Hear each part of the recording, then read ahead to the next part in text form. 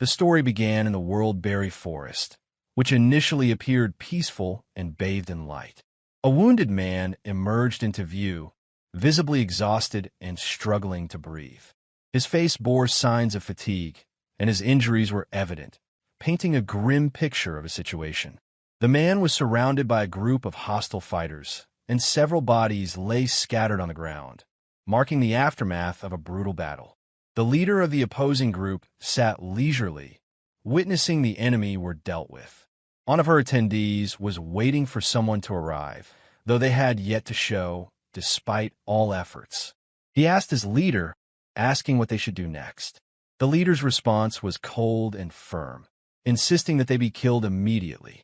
Without hesitation, a burly fighter charged forward, ready to carry out the command with a lethal strike. In a moment of terror, the wounded man braced himself, certain that the end was near.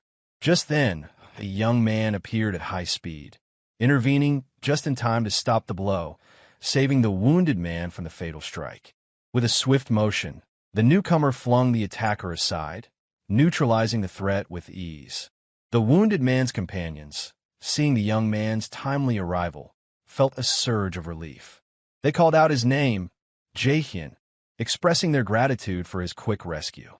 The opposing fighters, now furious, began shouting, urging each other to attack Jaehyeon all at once, hoping to overwhelm him through sheer numbers.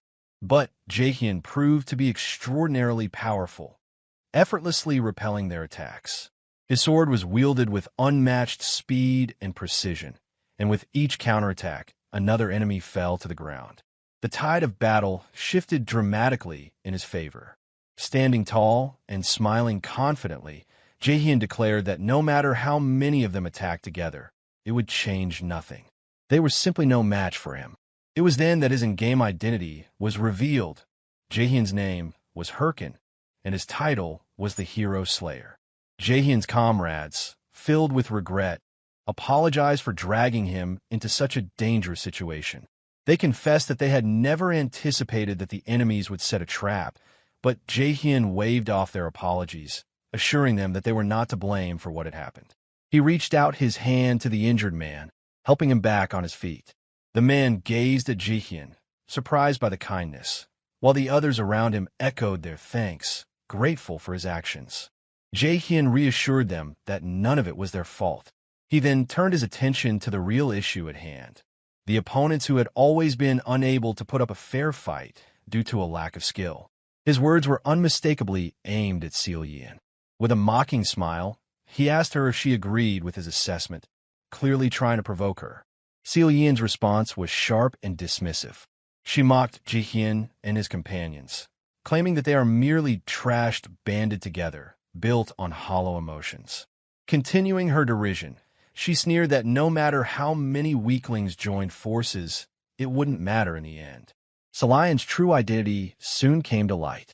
Her full name was Jaehyeon Chai, a member of the Thunder Hunters, and her title was the Thunder Queen. Jaehyeon continued to mock her, pointing out how she was always angry, attacking recklessly, and losing battle after battle to those she deemed beneath her. Seething with rage, Jaehyeon shot back, warning Jaehyeon not to push his luck, or he would regret it. But Jaehyeon merely smirked and raising his hand to turn his watch. Sarcastically, he questioned the notion of regret, making it clear that he feared nothing from her. In that moment, Jaehyeon activated his watch ability called the First Slot, causing a dramatic change in his appearance. A powerful, distinctive battle outfit materialized around him. With his transformation complete, he smiled confidently and turned to Jaehyeon, telling her that regret was a feeling only the weak, like her, would ever know. Jaehyeon's fury intensified. She shouted at him, calling him an arrogant bastard before ordering her group to eliminate him immediately. But Jaehyeon stood his ground, still smiling defiantly, declaring that no matter how hard they tried, they would never be able to kill him. However, Jaehyeon's confidence faltered when an unexpected turn of events occurred. To his shock, he suddenly found himself stabbed from behind. The betrayal came from the very comrades he had trusted, the ones he had fought alongside. His health points dropped rapidly, and warnings began flashing on his screen, signaling that his movements were now restricted. With great effort, Jaehyeon asked how such a betrayal was possible. One of his companions, remorseful, apologized and confessed that they had deceived him. The leader of the traitor explained their motives, admitting that they had all needed the money and asking Jaehyeon not to hate them for their actions. Stunned and filled with anger, Jaehyeon was unable to comprehend how those he had considered his closest friends could betray him so easily. At that moment, Jaehyeon appeared once more, laughing cruelly, as if the entire situation were some form of entertainment to her. The scene began with Jaehyeon mocking Jaehyeon for his naive belief in the fake bond of friendship he had with his teammates, emphasizing that emotions like trust and loyalty meant nothing when compared to money. She then approached him, coldly stating that she would now make sure to remove him from the game permanently. She continued to humiliate him, mocking that if she kept killing him each time he logged in, he wouldn't even be able to take a single step forward in the game. She reminded him of his past confession, where he had admitted to being a worthless nobody in real life, and how the game was all he had left. With a vicious, mocking smile, she told him that he had now returned to being that pathetic person once again. Unable to bear the insult, Jaehyeon exploded in rage and lunged at her, demanding she be silent. His attack, however, proved futile. The traitor struck him down easily, and his blood spilled across the ground as everyone stood around him, watching. As she stood there unbothered, Jaehyeon thanked the others for helping to rid them of Jaehyeon, her tone full of relief. In his final moments, Jaehyeon, consumed by rage and deep pain, asked why they had betrayed him after everything he had done for the team. One of his former comrades shouted at him to just die already, revealing that they had been paid couple millions just to kill him. They asked what he had expected them to do in the face of such a sum. The shock was immense for Jaehyeon. All of the pain, the betrayal, the loss, it had all been for money. Even after everything he had given them, he now realized how hollow their words had been when they had once claimed they were like family. As he reproached them for the devastation they had caused, their faces showed fake expressions of guilt and fear, but by then, it was too late. The game's notification soon flashed on the screen, declaring that Jaehyeon had died. The death notification blinked repeatedly, confirming the end. The game officially informed him that he could not log in again for 48 hours due to the death penalty. Jaehyeon awoke in the real world, drained and physically exhausted from the trauma he had just endured in the game. In that moment, he broke down, sorrowfully admitting to himself that he had lost everything. Information about the game Warlord was then displayed, showcasing its status as one of the world's most popular and successful games. A live stream clip followed, showing players engaged in a fierce battle against a powerful red dragon, their actions eliciting excited reactions from viewers. The game, built on cutting-edge virtual reality technology, generated unbelievable amounts of money. It was the one thing Jaehyeon had ever excelled at in real life. Having always been labeled as worthless or trash by others, Jaehyeon had found a sense of purpose and recognition in the game. When he first demonstrated his exceptional skills, one impressed player had approached him, astonished by his abilities, and asked about his level. That player had smiled and offered to team up with him. In that moment, Jaehyeon had felt a rare sense of belonging. Jaehyeon began to reflect sorrowfully on what had happened to him. For a fleeting moment, he decided he would forgive those who had betrayed him. But within moments, a wave of intense anger overtook him, and his resolve shifted. The decision was made. He would hunt down and kill each one of them in brutal revenge for their betrayal. Fuming over all the pain and sacrifices he had made for them, he placed a call to someone named Dong-Soo. As he ran down the street, lost in thought, he failed to notice the pedestrian light turning red. By the time he realized, it was too late. He was struck by a speeding truck with tremendous force. The scene was soon covered in blood from the impact, and people nearby screamed in panic, shouting that someone had just been run over. Jaehyeon lay on the ground, struggling between life and death, his phone announcing that the number he had dialed was unavailable. A cruel irony struck him. Of all things, he had been hit by a garbage truck. With great effort, he whispered to himself that he couldn't die now. A painful memory resurfaced in his mind. He recalled his former comrades shouting at him to die quickly, revealing that they had been paid to kill him, a sum of couple millions. He also remembered Jian's mocking expression as she defeated him in his final moments. With a renewed sense of resolve, he vowed that he would have his revenge, merciless and brutal. Suddenly, a flash of light appeared, and it seemed as though a mysterious connection was being established. A notification soon followed, indicating that his connection was being verified. Another message then appeared, welcoming him back into the game under the alias Herkin. Stunned by the sudden turn of events, Jaehyeon found himself facing a challenge. The game had placed him in a tutorial stage, survive an encounter with the legendary Minotaur, Lord of the Labyrinth. Jaehyeon was left in shock, questioning what was going on and how this could be happening to him. Frustrated, one of the new players shouted at Jaehyeon, urging him to pull himself together and help fight the terrifying giant monster attacking them. They quickly realized that defeating the creature alone would be impossible and proposed working together. During the conversation, Jaehyeon expressed disbelief at the appearance of a monster that had been removed from the game 5 years ago due to its extreme difficulty. His teammate, visibly confused, responded that the game Warlord had only been released 10 months ago. Jaehyeon stood there, repeating in astonishment that the game had been out for just 10 months. His teammates noticed his strange behavior and asked what was wrong, clearly puzzled by his reaction to the new information. One of them urged him to focus and get ready, telling him to wait for the signal to move. However, Jaehyeon ignored the instructions and began walking ahead of the group without a word. His teammates, bewildered, called out to him, asking where he was going, but he continued to advance in silence, deepening their confusion.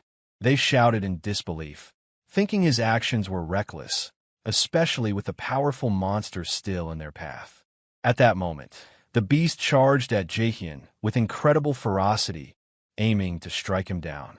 His teammates yelled warnings, telling him he would die if he kept this up, but Jaehyeon showed no hesitation. He faced the monster head-on, exuding confidence and resolve. With a series of powerful strikes, he delivered a fatal blow to the creature, showcasing an overwhelming strength. The beast let out a fierce roar as Jaehyeon's blow swiftly brought it down. The two other players stood in stunned silence, utterly amazed that Jaehyeon had defeated the monster within moments.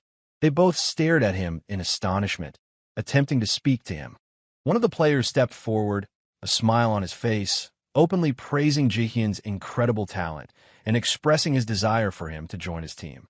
He extended his hand toward Jaehyeon in a gesture eerily reminiscent of a past moment in Jaehyeon's memory when he had been betrayed. In that instant, Jaehyeon's expression changed, and anger flashed in his eyes. He coldly told the players that he had already made his decision moments ago. Confused, the two players asked what decision he was referring to. Without warning, Jaehyeon launched a powerful strike at them, his eyes blazing with fury as blood splattered around him. Jaehyeon muttered grimly to himself that if he ever trusted anyone again in this life, he would be no better than a dog. A notification then appeared on his screen, declaring the return of Herkin, the hero slayer, to the past. Right after, Jaehyeon awoke in a strange place. He removed a virtual reality helmet from his head and looked around in confusion, trying to figure out where he was. He quickly realized that he was inside a gaming store, specifically a gear shop that sold virtual reality equipment. As memories flooded back, Jaehyeon recalled that 5 years ago, he had been poor and used to play in the store because he couldn't afford his own gear. He wondered seriously if he had truly returned to the past. Once the thought settled, he immediately resolved that if this was indeed the case, there was much he needed to do.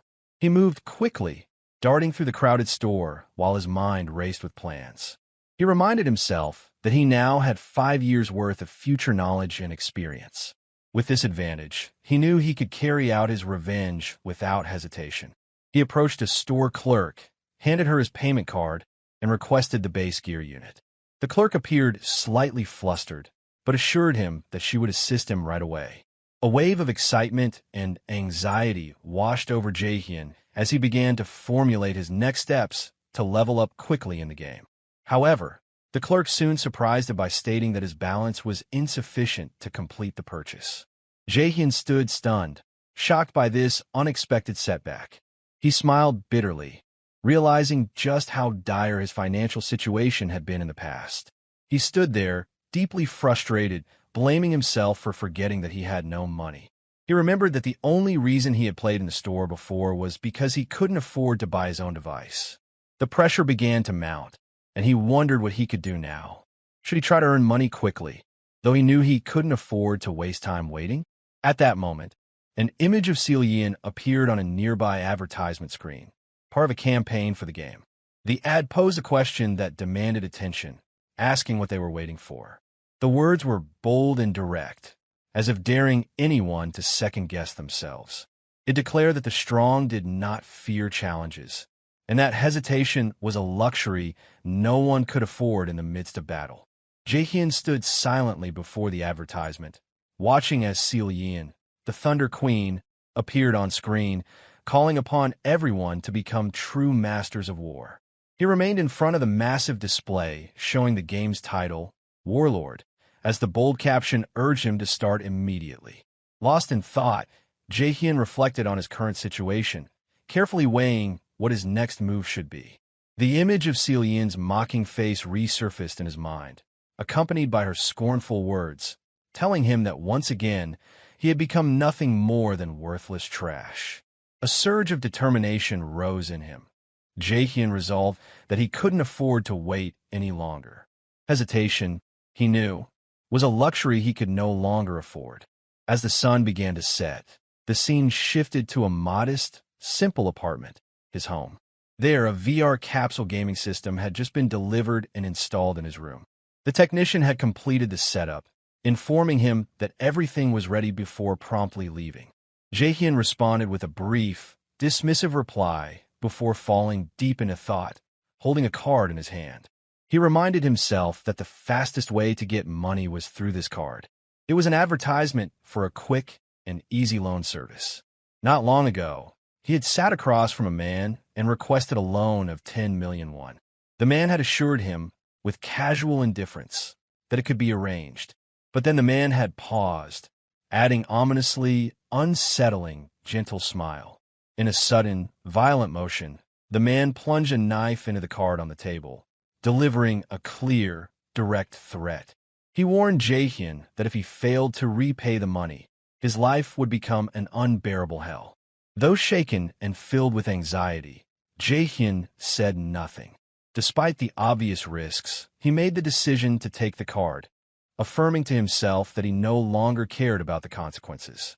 He then began donning the VR headset, assuring himself that he was ready to risk everything. Even if it meant descending into hell, he would take whatever steps necessary to avenge those who had betrayed him. The faces of the traitors flashed through his mind, and his resolve to take revenge had never been stronger. Filled with fury and anticipation, he ordered the system to begin the connection immediately. The system quickly recognized him and confirmed his login into the game. Jaehyeon entered the game world as his character Herkin and received a formal welcome to the universe of Warlord. He stood silently, waiting for a particular character to appear and assist him, struggling to recall her name. At that moment, a girl with blonde hair, radiating golden energy, appeared before him. She introduced herself as Ariadne, explaining that she was there to guide him on his journey. Jaehyeon immediately recognized her identity. Ariadne extended her hand and began explaining the game's rules, inviting him to select one of the basic available classes. She went on to clarify that he would need to choose one starting class from a set of 3. She emphasized that the skills he chose to develop now would determine the specialized path he would follow later in the game. The first class she described was the Warrior, a fighter on the front lines, using direct combat weapons. Jaehyeon considered it, recognizing that his prior experience might help him level up quickly. However, he ultimately rejected it, understanding that progressing solo later would become too difficult. Ariadne then introduced the second class, the Priest, a support role focused on healing and assisting others. Without hesitation, Jaehyeon dismissed it. He told Ariadne bluntly that he had no intention of protecting or supporting others. Only one option remained for him. Ariadne smiled and wished him an enjoyable adventure as she began preparing to activate his selection. Golden strands of magical energy began flowing from her hands, surrounding him completely as she initiated the process to transport him to the next stage. The energy enveloped him entirely, and a look of surprise appeared on his face. A system message appeared before him, informing him that he had selected his base class and would now be transported to the tower corresponding to his choice. Jaehyeon arrived at the tower and was greeted by a commanding voice, welcoming him as a young seeker of knowledge. The voice belonged to someone named Golko, the guide responsible for training players who chose the mage class. Golko asked Jaehyeon what type of magic he wanted to study. Without hesitation, Jaehyeon replied that he wanted to learn dark magic. Golko was stunned by the response, pausing for a moment as he struggled to process it. He tried to convince himself that he had misheard due to his age and asked if Jaehyeon had meant earth magic instead. But Jaehyeon firmly repeated his desire to study dark magic. Golko's expression shifted, concern overtaking him. He warned Jaehyeon that dark magic was extremely dangerous and could potentially destroy the user's soul. But Jaehyeon replied with clear resolve, stating that he understood the risks and had deliberately chosen this path. Golko began trembling, visibly shaken by Jaehyeon's bold decision. Suddenly, Golko transformed into a terrifying shadowy figure before Jaehyeon, assuring him that everything would proceed smoothly. His appearance changed entirely, now resembling a skeletal being. He spoke to Jaehyeon with a serious tone, remarking that it had been a long time since anyone had chosen such a path. He told Jaehyeon that if he was truly ready, he should place his hand on the skill book that had appeared before him, warning him to choose wisely and with caution. Without hesitation, Jaehyeon placed his hand on the skill book immediately. Despite Golko's warning that this path was too dangerous for the reckless, Jaehyeon smiled with great confidence and declared that he was not the kind of person who could be called reckless. Golko burst into loud laughter, impressed by Jaehyeon's confidence and daring choice. He admitted that Jaehyeon was truly fascinating and that he hadn't encountered someone like him in a very long time. Jaehyeon then recalled a famous video from his past life featuring a player who used necromancy, the art of summoning the dead. In that video, the lone player had managed to defeat a powerful boss without any help. At that moment, Jaehyeon realized how desperately he needed a power similar to that one. A system message appeared, confirming that he had officially become a necromancer, granting him the title of novice in necromancy and a skill called Skeleton Shard. With a confident smile, Jaehyeon repeated the name of his new skill, Skeleton Shard. He activated the skill, and a glowing shard of skeleton began to materialize from magical energy before him. A message appeared explaining that a skeletal warrior consumed magical energy in order to fully manifest. Jaehyeon stood silently, watching the skeleton form in front of him, and declared to himself with determination that in this life, he would become a necromancer. The skeleton fully took shape, signaling the completion of Jaehyeon's transformation into a true necromancer. With a confident smile, Jaehyeon declared that it was time to level up. He then asked himself where the training dungeon was located. Turning to glance at the skeleton he had summoned, he was met with a bizarre scene. The skeleton's skull broke down from its spine and fell down like a glob of ball. Jaehyeon stood in stunned silence for a moment, unable to fully process what he was seeing. Without wasting more time, he stepped into a glowing portal that had appeared before him, emerging into the beginner training dungeon. Concerned, Jaehyeon began questioning the skeleton's odd behavior. It certainly wasn't acting the way he remembered from his past life. He opened the skill window to review the details of the Skeleton Shard skill. As he read through the description, he assumed the strange behavior was due to his low mastery level of the skill. This realization made him determined to increase his level quickly. Deep in thought, a loud growl suddenly echoed around him.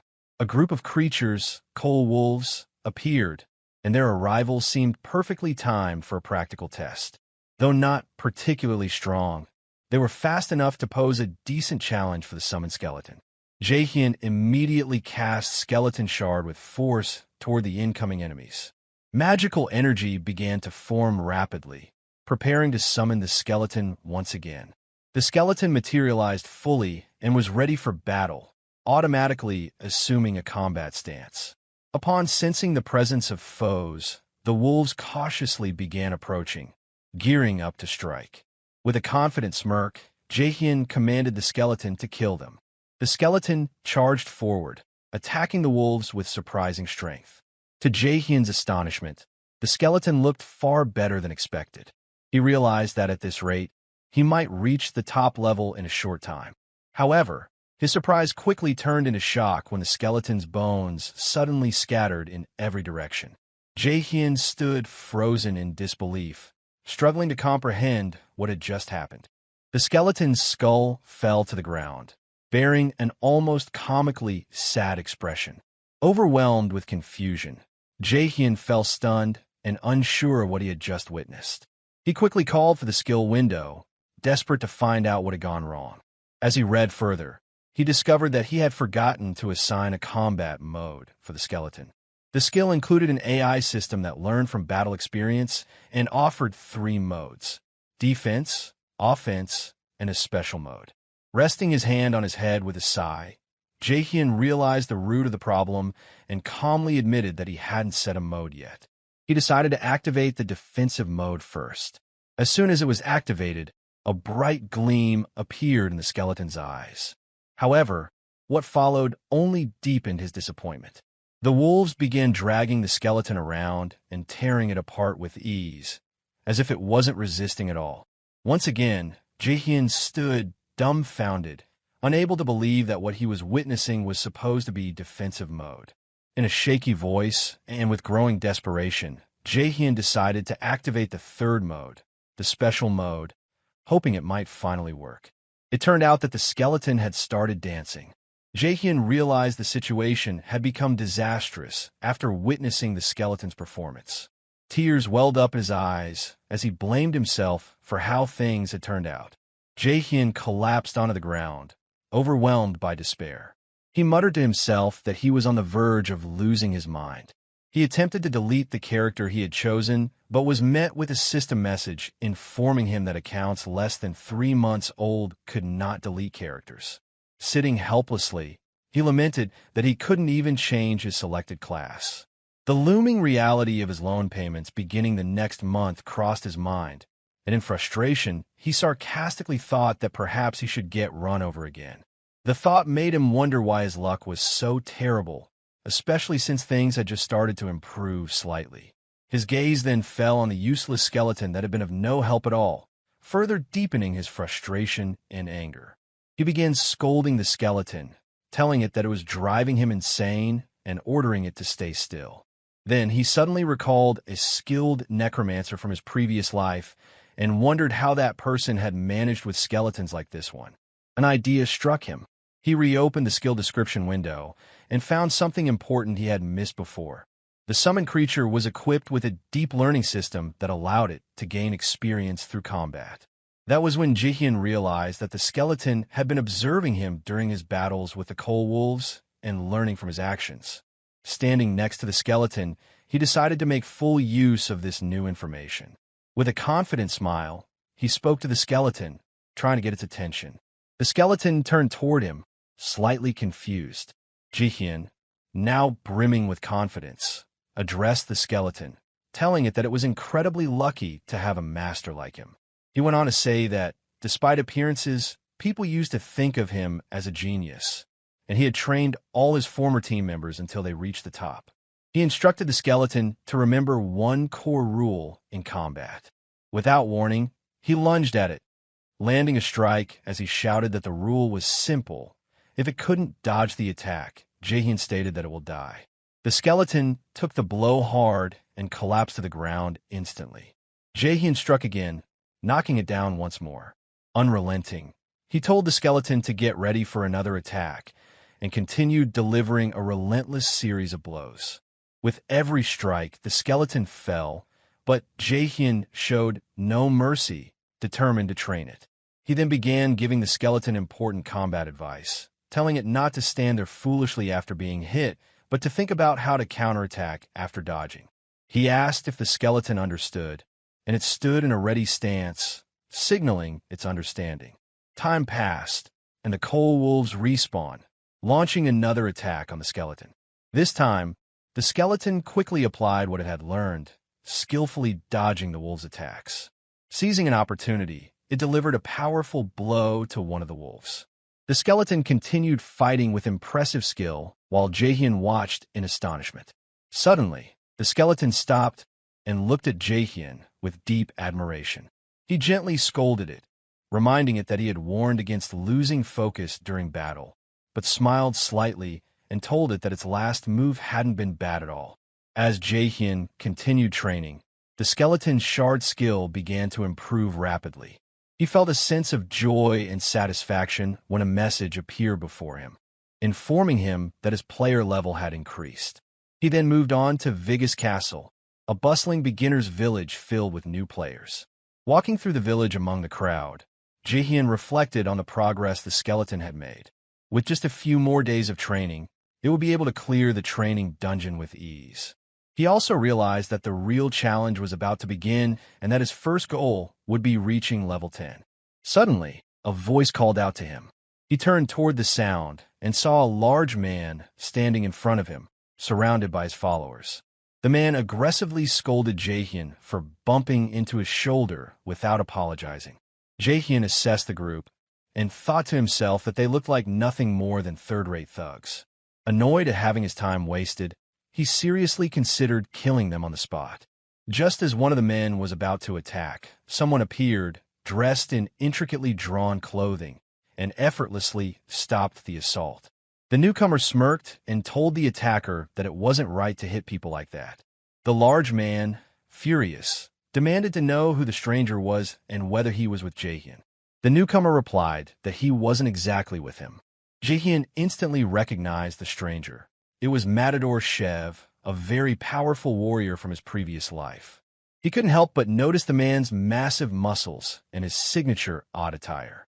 Jaehyeon vividly remembered that Matador had been a first-class warrior and the strongest player in his past life. Confusion and unease filled him as he wondered why such a legendary warrior would be in this place. Meanwhile, Matador stood, his disapproval of the attacker's behavior evident in his sarcastic tone. The thug attempted to justify his actions, claiming that Jaehyeon had struck him first. He insisted that Matador had no right to intervene without knowing who Jaehyeon was.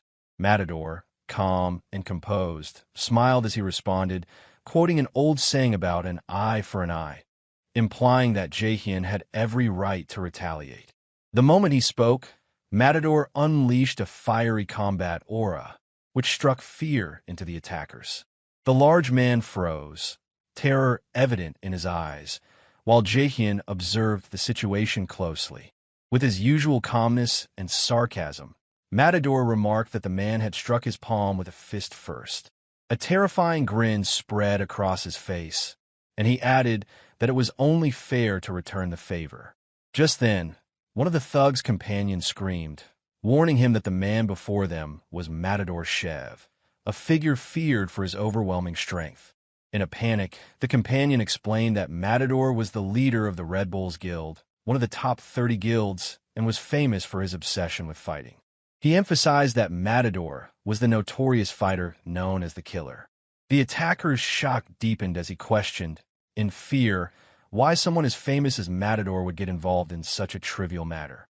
Matador advanced on him with a menacing gait, his voice cold and cutting as he demanded to know what the response would be now. The man froze in place, unable to utter a word. Within moments, he and his companions turned and fled, screaming apologies and terror-stricken at Matador's power. Matador smiled with satisfaction, pleased that the situation had been resolved with words alone. As the attackers retreated in fear, he turned to Jaehyeon with a friendly smile, asking if he was all right. He advised him not to pay attention to people like that. However, Jaehyeon quietly distanced himself from Matador, leaving him puzzled by the reaction. Before walking off, Jaehyeon coldly stated that he no longer needed his help before walking away. Matador stood in stunned silence, unsure of how to respond. Chuckling softly to himself, he acknowledged that Jaehyeon was indeed a cold individual. As Jaehyeon moved farther away, anger and frustration welled up inside him. He couldn't shake the feeling of helplessness he had experienced in the face of Matador's overwhelming strength. His hand trembled from the intensity of that power, and he admitted to himself that fear had gripped him in that moment. Jaehyeon made a firm decision then. The next time he met Matador, he would be a completely different person. His expression hardened with resolve as he silently vowed to change. The scene then shifted back to the training dungeon, where flames flickered along the walls, casting shadows over the space. Jaehyeon sat alone, his mind preoccupied with the vast gap in strength between himself and formidable players like Matador. He thought of Matador and another figure named Jian, realizing that their powers were nearly on par. If he sought revenge, he would need to grow much stronger than he was now. Suddenly, a powerful beast resembling a tiger appeared, launching a fierce attack. Jaehyeon's summoned skeleton quickly intervened, striking the tiger with skill and precision. The skeleton maintained its aggressive assault, dealing heavy damage to the beast. After a swift battle, a system notification appeared before Jaehyeon, informing him that the skeleton had successfully killed the tiger and that his level had increased once again. Despite the success, Jaehyeon was not satisfied. It had taken him 3 days to reach level 10, longer than he had expected. He looked at the skeleton, which appeared tired and worn out from the fight. He found its condition amusing, but a message soon appeared, congratulating Jaehyeon for finally reaching level 10 and informing him that the training dungeon had been cleared of monsters. The beginner's mark was removed from his profile, and the rewards began to transfer to him. Jaehyeon felt immense joy as the items arrived. A device called the War Watch materialized on his wrist, equipped with various features such as status, quests, map, inventory, and communication tools. Jaehyeon felt a surge of excitement at using this device again after such a long time. He requested his status window, and it soon appeared, displaying his updated information. Name, Herkin, level 10, class, Necromancer, along with his stats points in strength, endurance, intelligence, and mana. A message then appeared, prompting him to distribute his available stat points. Jaehyeon paused to think carefully. This was his first time allocating points, so he needed to be wise. A necromancer would naturally invest in magic or intelligence, but Jaehyeon smiled confidently and, to his surprise, chose to invest all his points into strength. Once the points were allocated, a message appeared confirming that his strength had increased by 50 points. Jaehyeon looked down at his hand with a deep sense of determination as a new system window appeared, confirming that his total strength had now reached 53 points. This was exactly what he had hoped for, and a surge of satisfaction washed over him, reaffirming that he had made the right decision. However, the skeleton stood nearby, staring at him with wide, disappointed blue eyes. Its expression seemed to convey the belief that Jaehyeon had abandoned the path of a necromancer by focusing on increasing his physical strength instead of his mana or intelligence. Noticing the skeleton's gaze, Jaehyeon grew irritated. He crossed his arms and asked what the skeleton thought it was doing. After a brief moment, he reached out and gently tapped the skeleton on the head. He reassured it that he hadn't abandoned the path of a necromancer. Instead, he explained that he was trying to teach the skeleton and help it grow stronger. Jaehyeon went on to elaborate that raising his mana or intelligence wouldn't make much of a difference at this stage of his journey. On the other hand, boosting his physical strength would allow him to teach the skeleton the combat techniques he had mastered at the peak of his former power. Speaking with serious conviction, he added that he was betting his life on the skeleton's development and that it needed to focus on its training. With a confident smile, he added that there were always other ways to compensate for the lack of stats. After reassuring the skeleton, Jaehyeon made his way to the Adventurers Guild building at the Vigus Castle branch. Inside, he was greeted by the sight of eager new adventurers, all waiting excitedly for the chance to take on quests. The place was bustling with energy, and he overheard adventurers bickering over who would be first to claim the next available quest. The atmosphere was lively, but Jaehyeon quickly realized that the available quests at this stage were not particularly great. Despite this, the excitement in the air was palpable as the adventurers were still at the beginning of their journeys. He approached one of the guild staff members and politely asked to see the available quest list. The staff member glanced at him in surprise before explaining that most of the quests left were quite difficult, and no one seemed willing to take them.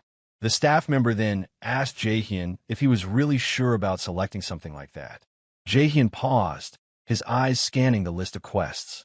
Silently, he admitted to himself that they were, in fact, not ideal quests. But at that very moment, a confident expression crossed his face. He had found exactly what he had been looking for.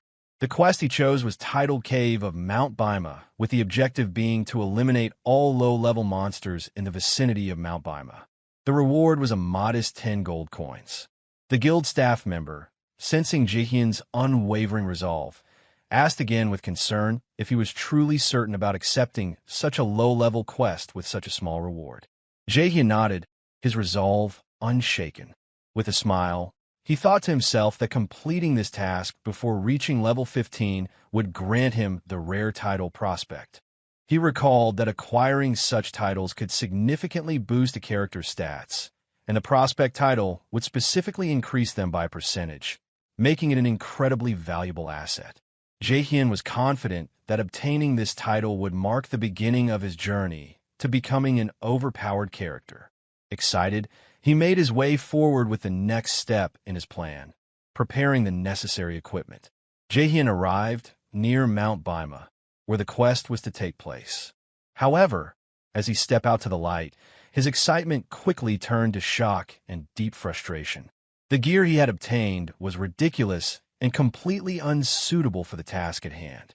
He was wearing brightly colored, comically strange clothes that seemed entirely out of place for someone setting out to hunt monsters.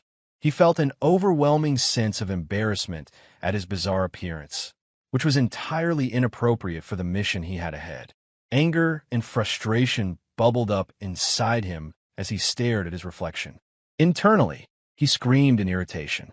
He had not had enough money to buy decent equipment, having spent most of his funds on the skeleton's gear. Now he was stuck with these low-quality items, which only added to his growing frustration. Determined to change that, Jaehyeon made up his mind to complete the quest as quickly as possible, earn enough money, and then buy proper clothes. As he moved through the forest, reaffirming his resolve to complete his mission swiftly, a blood-soaked hand suddenly reached out from the bushes. The hand seemed to plead for help before its owner collapsed unconscious. The scene slowly revealed a wounded young man crawling weakly through the grass, his voice barely audible as he called for help, blood staining his face. His voice slowly faded into the forest, while his trembling hand remained pressed to the ground, a clear sign of despair. Nearby, a group of boys with sinister expressions stood, whispering and laughing in cruel amusement as they watched their victims suffering. Elsewhere in the forest, a young player shouted in delight, announcing that he had finally reached his destination. The young man, named Multi, stood proudly in his gleaming armor, boasting that his adventure was about to begin at Mount Bima. He proudly proclaimed that he had reached level 11 and might soon rank among the top players in the game. But his bragging was abruptly interrupted by a nearby cry for help. Multi rushed toward the sound of distress and quickly spotted a man carrying his bloodied friend, begging for assistance. The man claimed that the creature which attacked them was unlike anything they had ever encountered. When Multi asked for details, they explained that they had barely escaped with their lives and that they no longer had any healing potions left after the sudden ambush. The wounded men added that they had only fled by sheer luck, but without healing potions, his friend wouldn't survive for long. Multi reassured them that he had a few potions on him and began to dig through his inventory to offer one. The gay-haired man, teary-eyed, thanked him with an overwhelming sense of relief, promising that they would repay the favor one day. However, just as Multi turned around to offer the potion, the two men suddenly struck him from behind with a surprise attack. Their cruel smiles stretched across their faces as blood splattered across the ground. In a single decisive blow, Multi collapsed to the ground, gasping for air, his blood staining the earth beneath him. The attacker mocked his gullibility, laughing that it had made him an easy target. One of them sneered, saying they would make full use of his belongings, disregarding his faint groans of protest. Multi weakly protested, calling them out for deceiving him, but they only scoffed, calling him a coward and blaming him for being naive. Their leader laughed mockingly, saying only a fool would fall for such a cheap trick. A system notification then appeared, announcing the death of the player Multi and the extinguishing of his aura. Another message followed, showing the player's watch dropping to the ground as loot for the thieves. The gang gathered around the fallen watch, laughing, with one of them remarking that tormenting beginners was always a never-ending source of fun. Their leader smiled viciously, urging the group to go find the next victim, proudly displaying the emblem of the deadly Ralph family, a villain PK guild. Elsewhere in the forest, Jaehyeon skeletons stood poised and ready, facing two massive tree beasts growling menacingly from the shadows. The wooden wolves lunged at him with glowing eyes, their red fangs burning like embers. Jaehyeon raised a finger and declared the activation of attack mode, and the skeleton's eyes lit up with a piercing blue glow. The skeleton lunged forward, its glowing sword cutting through the air with a cold gleam. Its initial strike tore through one of the wolves, while the claws of the other shattered harmlessly against the blade. A stream of system notifications flashed across the screen, confirming that the skeleton had slain the ancient tree wolves and earned hundreds of experience points. Jaehyeon smiled faintly to himself, acknowledging that equipping his skeleton first had been the right decision from the start. He glanced down at his odd clothing, reminding himself that appearance didn't matter as long as it served its purpose. Meanwhile, the skeleton stood with its hands on its mouth in a comical gesture of embarrassment, as if it felt sorry for its master. Jaehyeon told the skeleton to stop acting so strangely and to prepare for the next task, explaining that they needed to level up quickly to complete their mission in the area. The skeleton picked up its weapon, ready to move forward. But just as they prepared to continue, an arrow shot through the air at high speed from a distance, striking the skeleton in the head and causing it to freeze in place, stunned. Jaehyeon was caught off guard by the sudden attack, looking around cautiously to identify the source. Two men soon approached, one of them quickly apologizing for the accidental shot, claiming he had mistaken them for monsters from a distance due to their appearance. The men approached with an apologetic demeanor, trying to explain the situation, while the skeleton remained on guard, prepared to protect its master.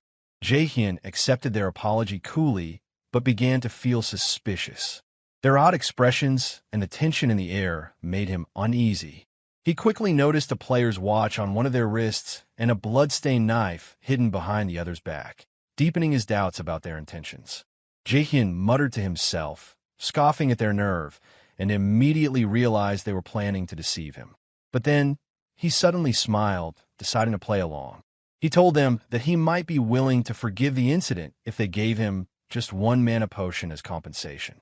The two men pretended to be embarrassed, claiming they didn't have any mana potions, but they offered to help him level up as a way to make up for their mistake. Jaehyeon raised an eyebrow and asked if they were sure they wanted to help him. They quickly confirmed that it was the least they could do after what had happened. At that moment, the roar of beasts echoed through the forest. One of the men smiled, saying it was the perfect time to start leveling. They explained their plan to Jaehyeon. They would attack and weaken the monsters, and all he had to do was land the final blow to earn the experience points. Jaehyeon agreed, still watching them with caution as they whispered among themselves, reaffirming their malicious plan. The large warrior stepped forward, provoking the wooden wolves and drawing their rage just as they had planned. The mage accompanying the thieves cast a spell that enhanced the monster's attack power, causing its claws to glow with a terrifying red energy. With a sinister smile, he deliberately pushed one of the wolves toward Jaehyeon, pretending it was an accident as part of their trap.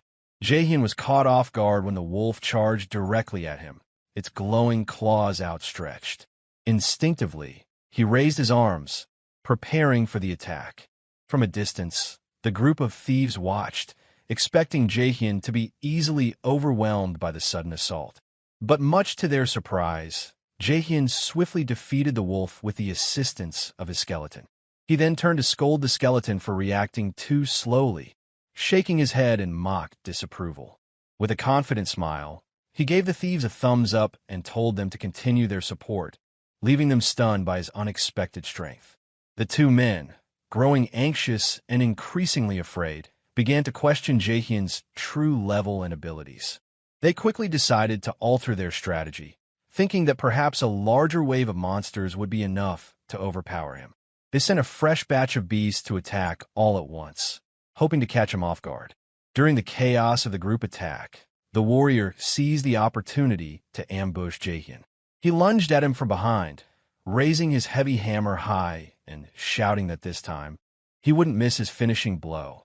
Full of confidence, he swung the hammer with all his might, certain it would land squarely on its target. But to his utter shock, Jaehyeon dodged the strike with perfect timing, slipping away as the warrior's hammer missed by mere inches. The man screamed in disbelief as he watched his attack fail before his eyes. Jaehyeon moved with astonishing speed, sliding his sword beneath the warrior's massive arm, slicing through his body with precision. The warrior staggered backward, blood bursting from the deep gash in his chest, while the skeleton attacked from another angle. The remaining two thieves watched in shock, unable to comprehend what they were witnessing. One of them shouted in disbelief, his voice trembling as he called out to his companions. Jaehyeon ordered the skeleton to launch another attack, prompting its eyes to glow a brilliant blue in preparation for the command. Together, they dashed forward at incredible speed, closing the distance between them and their opponents in mere seconds. One of the thieves began to scream, begging them to stop so they could talk, but Jaehyeon ignored him entirely. With a swift, coordinated strike, Jaehyeon and the skeleton delivered a double blow that landed with incredible force. Both thieves were knocked off their feet, their cries of pain echoing through the forest. The force of the blows sent them flying through the air, while Jaehyeon and the skeleton stood firmly in place, surrounded by a wave of blue energy they had unleashed. Jaehyeon turned away, coldly stating that he knew exactly what kind of people they were. He added that they always betrayed those who trusted them and robbed them of everything. Slowly, he stepped toward one of the wounded thieves and told him that such a trick might have worked on him in the past, but no longer. The injured thief began to plead for mercy, promising to give Jaehyeon everything he had in exchange for his life. But Jaehyeon was unmoved, cutting him off with two simple words, declaring that he no longer trusted humans. Without hesitation, he struck the man with a finishing blow, ending his life in an instant.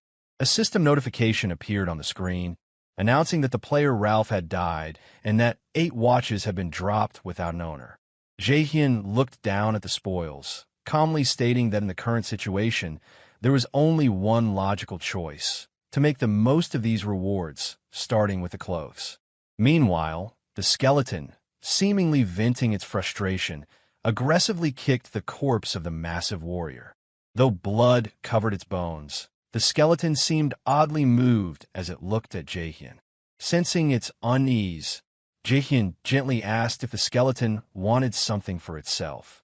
He approached the skeleton, reaching out to envelop it in a magical blue light that healed its injuries. The skeleton, clearly excited, lifted its sword high as it stood proudly in its new pair of pants, looking every bit the warrior it had become. Jaehyeon laughed and asked if it really liked its new look that much. Then, in a calm tone, he remarked that appearance didn't matter in a game. What truly mattered was the core of one's strength.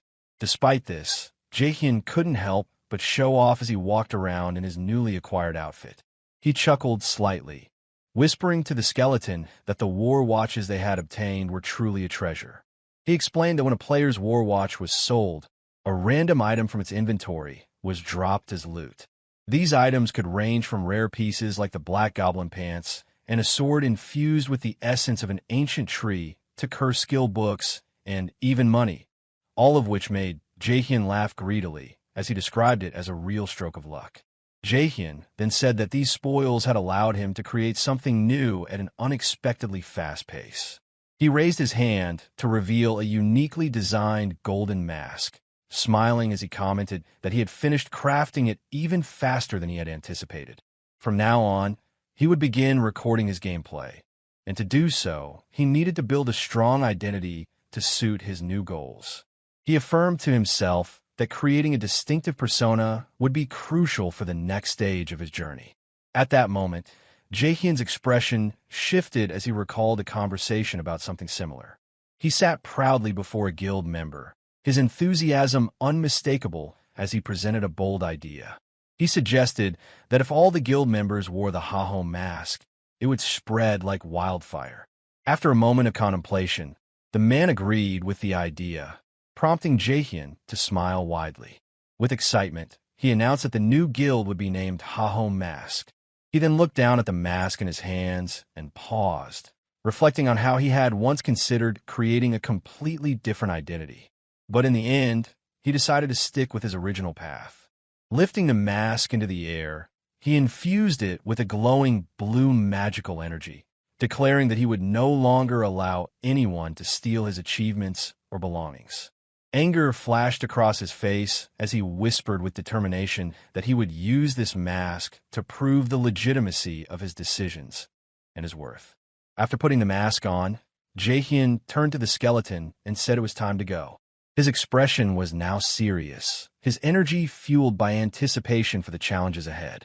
The scene shifted to a cracked mountainous region resembling ancient ruins, with a gate at its center. Jaehyeon and the skeleton stepped through the gate, triggering a system message confirming they had entered the Baima Mountain Cave dungeon. Inside, Jaehyeon moved leisurely along the stone walls, commenting that he expected to encounter blue wolves in this dungeon. He added that the dungeon would not be easy, but now that his gear had improved, he felt confident that he could complete it in just 10 minutes. With excitement, Jaehyeon ran through the dungeon's narrow passageways, the skeleton following closely behind, fully prepared for whatever might come. However, several hours later, Jaehyeon puzzled as to why no monsters had appeared yet. Suddenly, he shouted in confusion, asking if there were no monsters in the dungeon at all. He muttered angrily, remarking that the situation seemed strange. If someone had already cleared the dungeon, a system message should have appeared.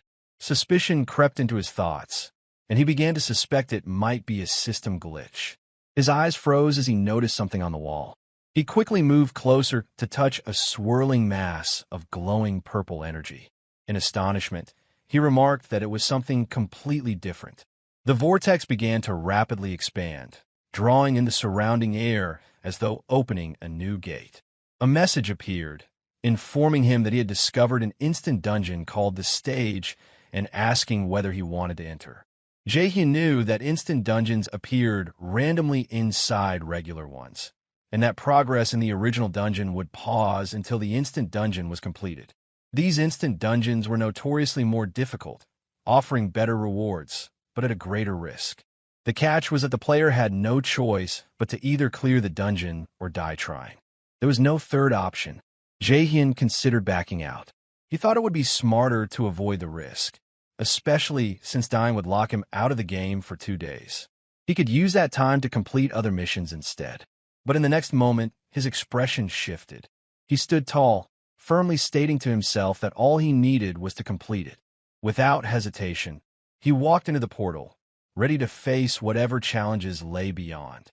As soon as he entered, a blinding light engulfed him, forcing him to raise his hand to shield his eyes. When the light faded, Jaehyeon found himself standing in a vast arena, reminiscent of a Roman Colosseum, with himself and the skeleton at the center. Looking around, Jaehyeon wondered aloud if this was some kind of arena duel. Despite the nerves tightening in his chest, he asked what kind of opponent they might be facing. Suddenly, the ground began to shake, and Jaehyeon glanced around in confusion, asking what was happening. Then, without warning, a massive werewolf-like creature appeared, standing tall before them. It glared menacingly, ready to strike. The giant werewolf roared, its terrifying sound echoing through the arena. A label appeared above it, identifying it as a corrupted werewolf, with no level displayed. Jaehyeon took a step back in disbelief, repeating the word corrupted under his breath. He wondered why such a powerful monster would appear in a place like this. Before he could think further, the beast charged at them with immense fury, launching its first attack. The shockwave of the strike rippled through the arena, and Jaehyeon was struck directly by the blow. It sent him flying backward, crashing painfully into the wall. Meanwhile, the arena was clouded in dust and smoke, and the skeleton stood amidst it, startled by what had just happened to Jaehyeon. The skeleton planted its feet firmly into the ground and raised its sword, the low sound it made signaling its readiness to defend to the end. Despite the danger, Jaehyeon stood up again, smirking sarcastically. He chuckled, remarking on how absurd the situation was becoming. Then, he laughed loudly, as if the surprises wouldn't stop today. He noted that corrupted monsters were usually tied to main quests, making him lucky to have encountered one now. With a sly grin, he ordered the skeleton to prepare for battle, joking that if they didn't defeat this monster, they wouldn't be eating dinner tonight. With a confident grin, Jaehyeon charged directly at the beast, eager to begin the fight. The skeleton already stood firm, and together, they advanced quickly and cautiously toward their opponent. The skeleton raised its sword high, and Jaehyeon used it as leverage to propel himself into the air, leaping high above the werewolf. The corrupted beast looked up in surprise, watching Jaehyeon as he prepared to strike from above. Excitement flickered across the werewolf's face, its eyes gleaming as though it were about to enjoy a delicious meal. At the same time, Jaehyeon summoned dark energy from within himself, preparing a new skill to unleash on the beast. Dark purple energy surged into his weapon, and with a fierce declaration, he activated the skill, Demon's Curse. As the skill took effect, the dark energy coiled around the werewolf, and shock spread across its face. The attack struck directly, causing the beast to stagger back with a cry of pain. Jaehyeon's blow successfully severed its arm. and a system message confirmed that the skill had been activated and that the enemy's attributes had decreased by 10%. Jaehyeon smiled with satisfaction, acknowledging that the skill wasn't bad for a first-time use. However, the monster wasn't finished. It roared in anger and resumed its attack, launching a furious punch at Jaehyeon. He braced himself for impact, but before the blow could land, a new notification flashed on the screen, announcing that the corrupted werewolf had entered a berserk state and that all status effect had been completely removed. Jaehyeon let out a dry laugh, sarcastically acknowledging how foolish it was to think that an instant dungeon would be that easy. At that moment, he knew it was time to use a special skill he had been saving for later. He raised his hand, pressing the device on his wrist to activate the new ability. A surge of immense dark blue energy erupted from his body, enveloping him in a wave of power. A spiral of energy formed around him, shooting into the sky as the ground trembled beneath his feet. Then, in a blinding flash, the energy burst outward, flooding the entire arena with light. When the glow faded, Jaehyeon stood revealed in a new set of armor, cloaked in dark energy. He declared with confidence that he was ready to continue the fight. This was the effect of his special skill, Slot On, one of the unique features in the game Warlord. The skill temporarily granted the user enhanced power drawn directly from the game's world. It activated an enhanced form, granting Jaehyeon temporary supernatural strength. This form was unique to each player, varying in appearance and offering individual enhancements. Players had collectively agreed to call this form Ultimate Mode. Jaehyeon now stood in his new form, enveloped in a brilliant blue aura. Raising his hand with renewed confidence, he prepared himself for the next phase of the battle. On the opposite side, the corrupted werewolf let out a horrifying roar, baring its massive fangs and glaring at Jaehyeon with savage intensity. With a terrifying speed, the werewolf lunged toward him. Cloaked in dark blue energy against the intensified werewolf's movements, Jaehyeon prepared to face the beast. The creature dashed sideways, its claws raised to strike with a powerful blow. It unleashed a rapid series of attacks, but Jaehyeon skillfully dodged each one, narrowly avoiding a swipe that came dangerously close. As the werewolf's claws slammed into the ground, creating a massive crater, Jaehyeon seized the moment, leaping away just in time to avoid another devastating strike. Jaehyeon realized then that this wasn't just any monster. Its speed and raw power made it a formidable opponent. If he took just a few more hits, the battle could easily end in the creature's favor. With a calm smile, he muttered to himself that he had a plan. He unleashed a sharp blue wave from his sword, aimed directly at the beast. The wave struck the corrupted werewolf, sending it reeling backward in pain. Jaehyeon stood firm, ready for more, his calm demeanor unshaken. This, he thought, was exactly what made the game so enjoyable, facing challenges like this. But in the next moment, his expression changed. He looked up in shock as the beast leapt high into the air, coming down with enormous force. Jaehyeon quickly retreated, narrowly avoiding the massive impact. As he dodged, he remembered that the beast was now in its berserk state, a phase that dramatically increased its power. As he got thrown in the air, Jaehyeon found the werewolf standing directly behind him. Its glowing red eyes locked onto him, and it prepared to strike. Just as he fell toward the wolf, Jaehyeon taunted the creature, asking if it had forgotten something. At that moment, the skeleton appeared between Jaehyeon and the beast, raising its sword with determination. It delivered a powerful strike that severed the werewolf's arm, creating an opening for Jaehyeon to regain his footing. With the opening created, Jaehyeon shouted to the skeleton, urging it to execute the move they had trained for together. His voice was filled with confidence, and he felt ready to finish the fight. The werewolf was taken aback when it saw the two of them rushing toward it at incredible speed. Unable to react in time, Jaehyeon and the skeleton landed their strikes with surgical precision. The beast's body began to tear apart under the force of the double attack, breaking down into multiple small pieces with no resistance. A message appeared confirming the corrupted werewolf had been slain, followed immediately by a notification stating that the slot-on feature had been deactivated. Jaehyeon smiled with satisfaction after the battle, calmly commenting that the result wasn't bad at all for such a fast-paced fight. A quest card appeared, confirming the completion of the Subjugate the Monsters Around the Cave of Bima Cave mission. As a reward, he earned 10 gold coins. Additional notifications flooded the screen, confirming that the skeleton had defeated a powerful monster and that its skill had been upgraded to rank E. They also earned 20,865 gold along with a werewolf skull and werewolf hide.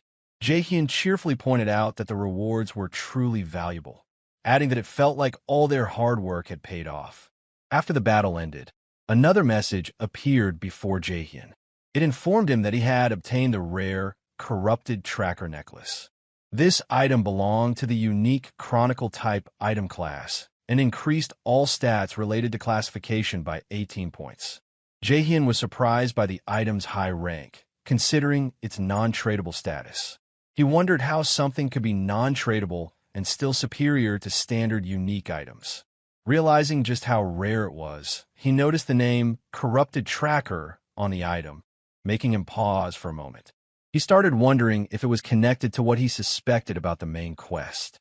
Immediately afterward, 3 glowing windows appeared, announcing the registration of 3 new titles on his account.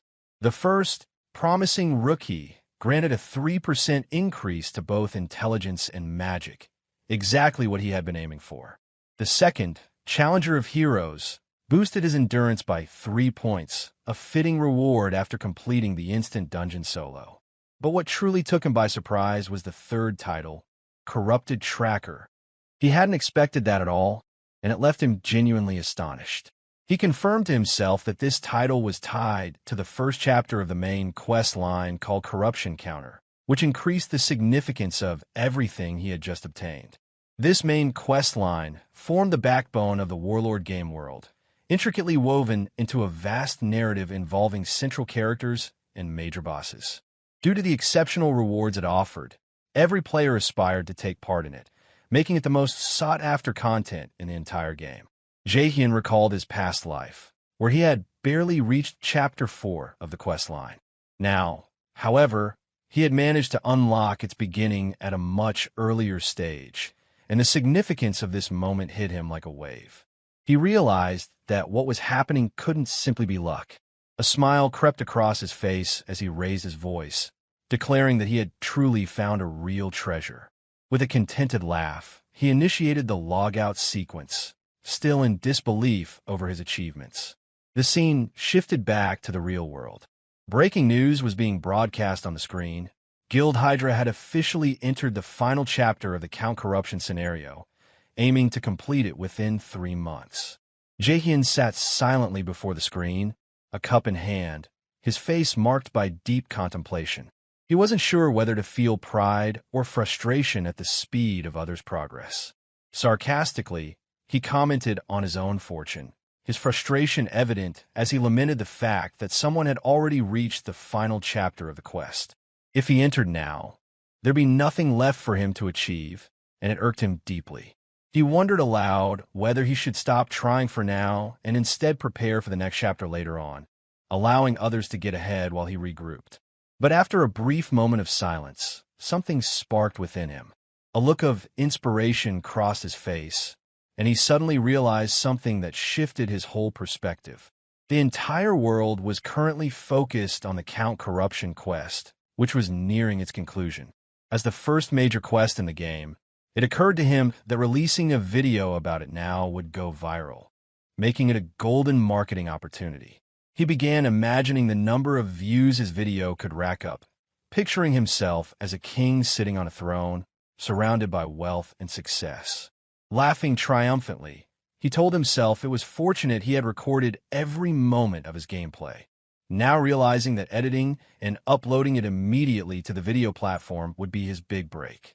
He added that editing was the key to making the video shine, and he couldn't entrust such an important task to just anyone.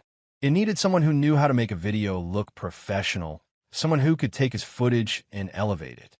He decided to reach out to someone known in his past life as the god of editing, assuring himself that this was the right person for the job. The scene shifted to a girl with pink hair and glasses, eating noodles while watching something on her phone. She was known as Editor Romani. As she scrolled through her feed, a notification popped up requesting video editing for a dungeon clear video from a player named Herkin, listed as level 15. She was initially surprised by the request, laughing sarcastically as she questioned what kind of video a newbie like that could possibly offer after clearing a dungeon. She assumed he was just another rich beginner trying to show off online. But suddenly, her expression shifted. She jumped up from her seat, a gasp escaping her lips, as if she had found something completely unexpected.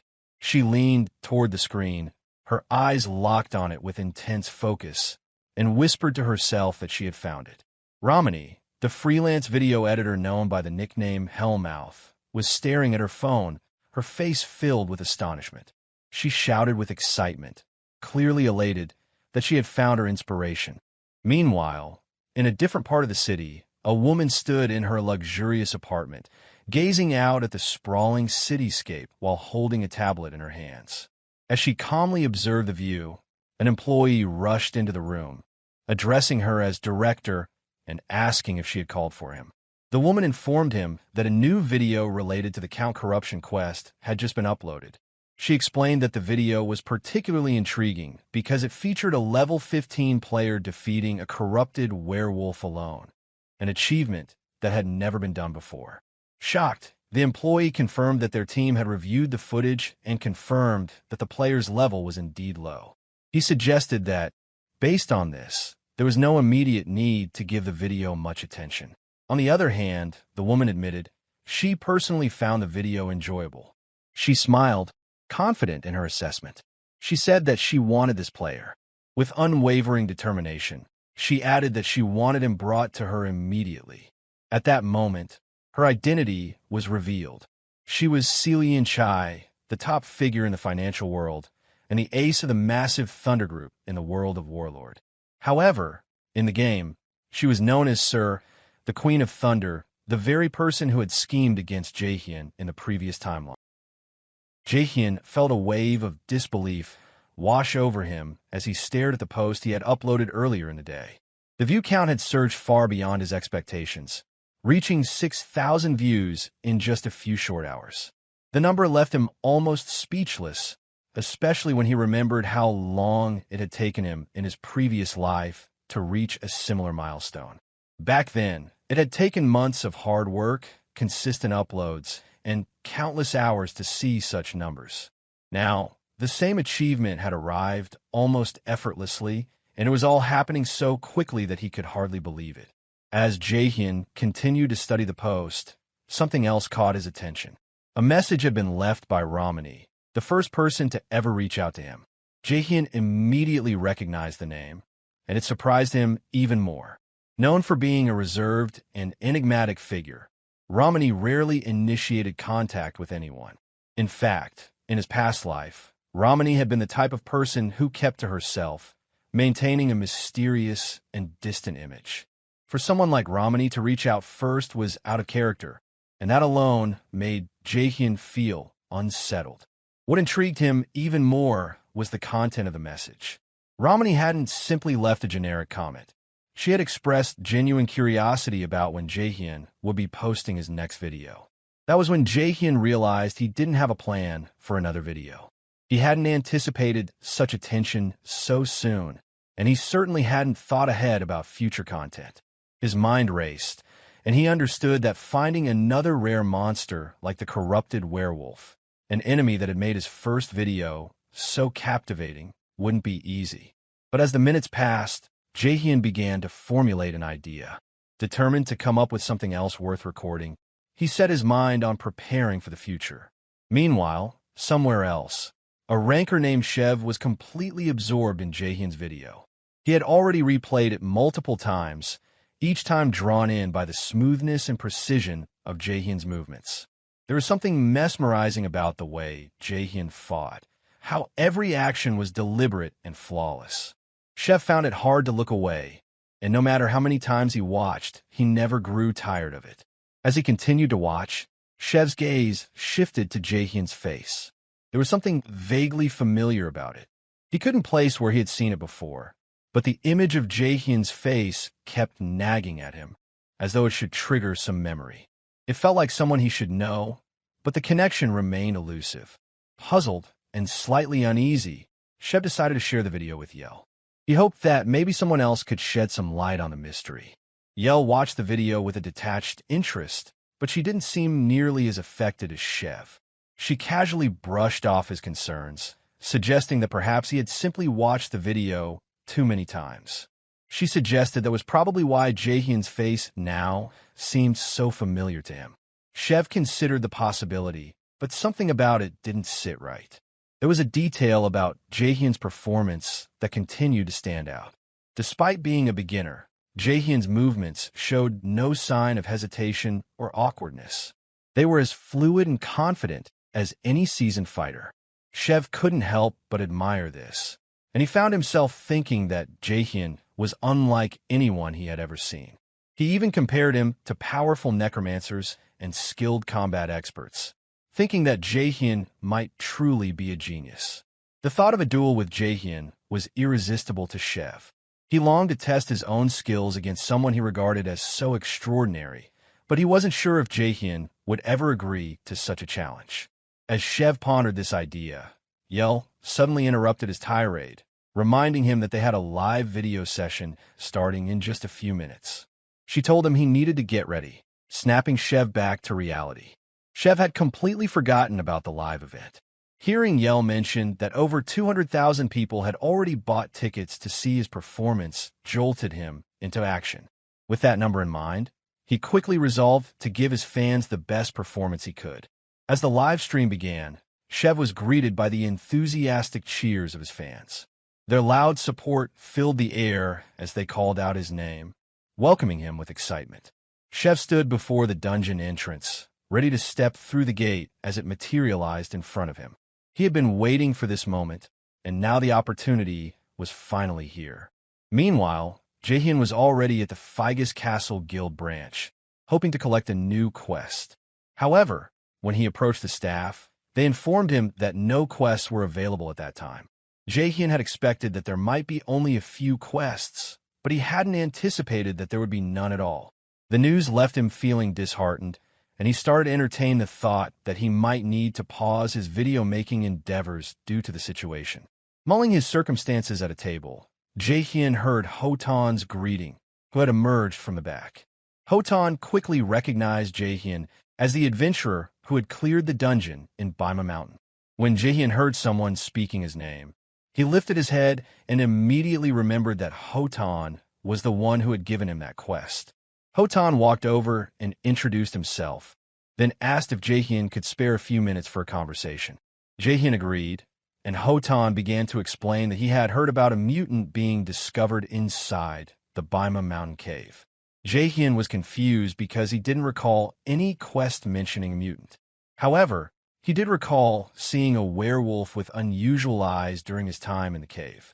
Hotan listened intently, believing Jaehyeon's words without hesitation, and began to wonder aloud if the creature Jaehyeon had encountered was possibly affected by the dark power of the corrupt ones. Still confused, Jaehyeon asked what Hotan meant by corruption. Hotan explained that even the Raiders Association had not yet been able to clearly identify what these corrupted beings really were, but was certain that the strange power emanating from them was the cause of many monsters becoming increasingly wild in recent times. Hotan was convinced that the dark force behind these creatures was the source of much of the chaos spreading across the land, and he warned Jaehyeon that many people may have already fallen victim to this corruption without even realizing it. Given the growing threat, Hotan revealed that the Raiders Association had placed a bounty on the corrupted beings, hoping that brave adventurers would step up to stop them.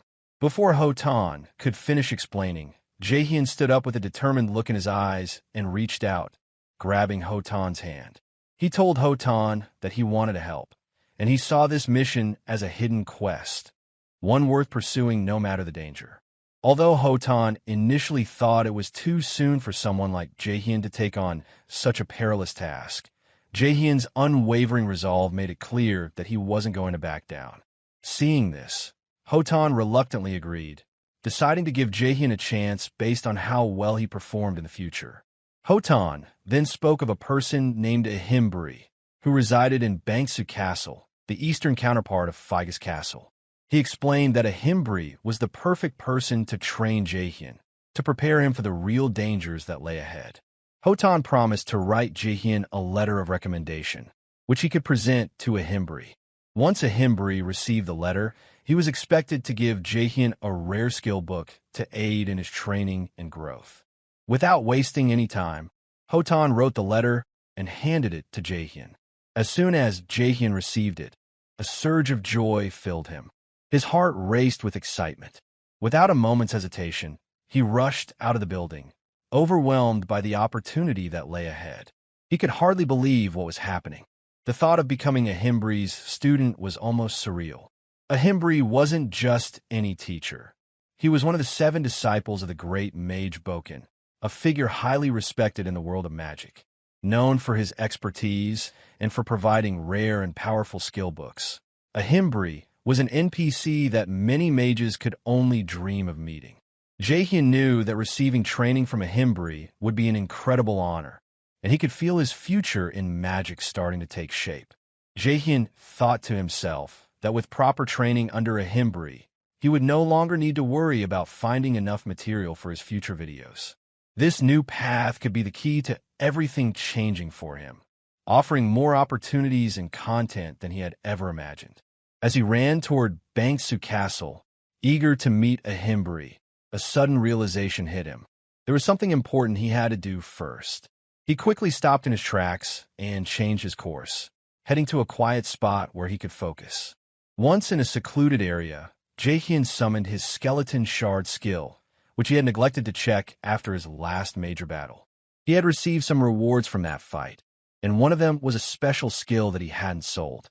This skill had come from the werewolf with the strange eyes, and Jaehyeon was eager to put it to use. He decided to apply the skill to the skeleton fragment. As soon as he did, the system notified him that the skeleton warrior had gained the special trait of werewolf toughness, making it considerably stronger and more durable in battle. Next, Jaehyeon pulled out another item from his inventory, the necklace of the corrupted tracker. Rather than using it on another creature, as he had originally planned, he decided to equip it himself. Immediately, his stats increased, including his strength, agility, and various other class-related attributes. With that, he felt prepared and confident, knowing that he had completed the necessary preparations. But Jaehyeon wasn't done yet. He cast another skeleton shard through two other identical copies. He gave each one specific instructions. Always fight together as a team in battle, and work in harmony without any internal conflict. Satisfied with his orders, he was about to leave when he wondered about the kind of monsters spawned nearby. From the dense forest, a level 25 forest bear suddenly lunged at Jaehyeon, its massive form crashing toward him with surprising speed. Jaehyeon managed to dodge just in time, but his brief moment of relief was cut short as the bear became more agitated, its aggression escalating. Realizing this, Jaehyeon quickly signaled one of his skeletons to retaliate. The skeleton rushed in for an assault, moving with speed, but the forest bear reacted swiftly. With a powerful swipe of its claws, it sent the skeleton flying, crashing to the ground in a heap. Watching this, Jaehyeon's frustration mounted. He had expected more from the skeleton, and internally, he scolded it for making such a direct, obvious attack. He had given clear instructions to approach from the bear's blind spot, not to charge head-on. Without wasting any time, Jaehyeon issued another command to a different skeleton. This one charged at the bear as well, but the result was the same. Once again, the bear reacted with a swift and powerful strike, sending the second skeleton tumbling to the ground, just like the first. Jaehyeon's irritation deepened.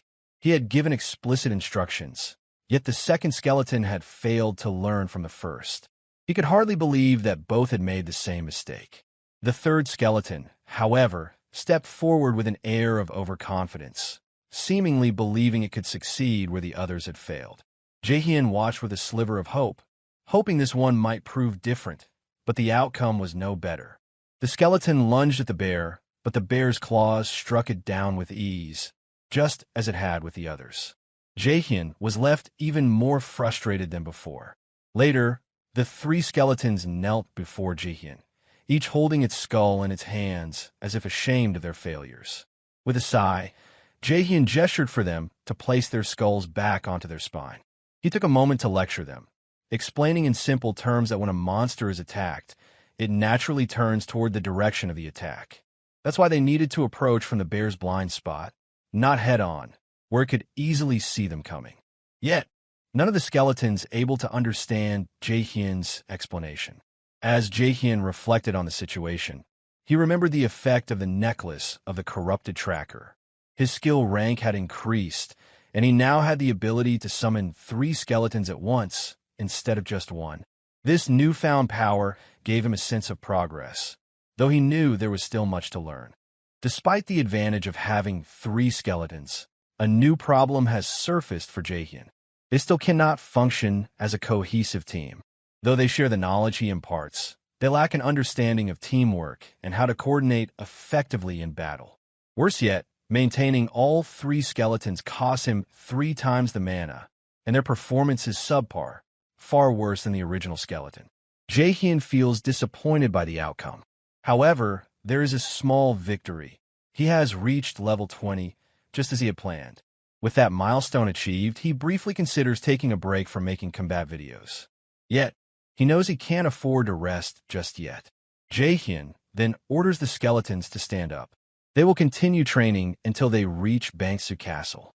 He had originally hoped that he could leave the fighting to his summoned minions and enjoy a more relaxed lifestyle, the kind that most necromancers dream of. But the reality is much different.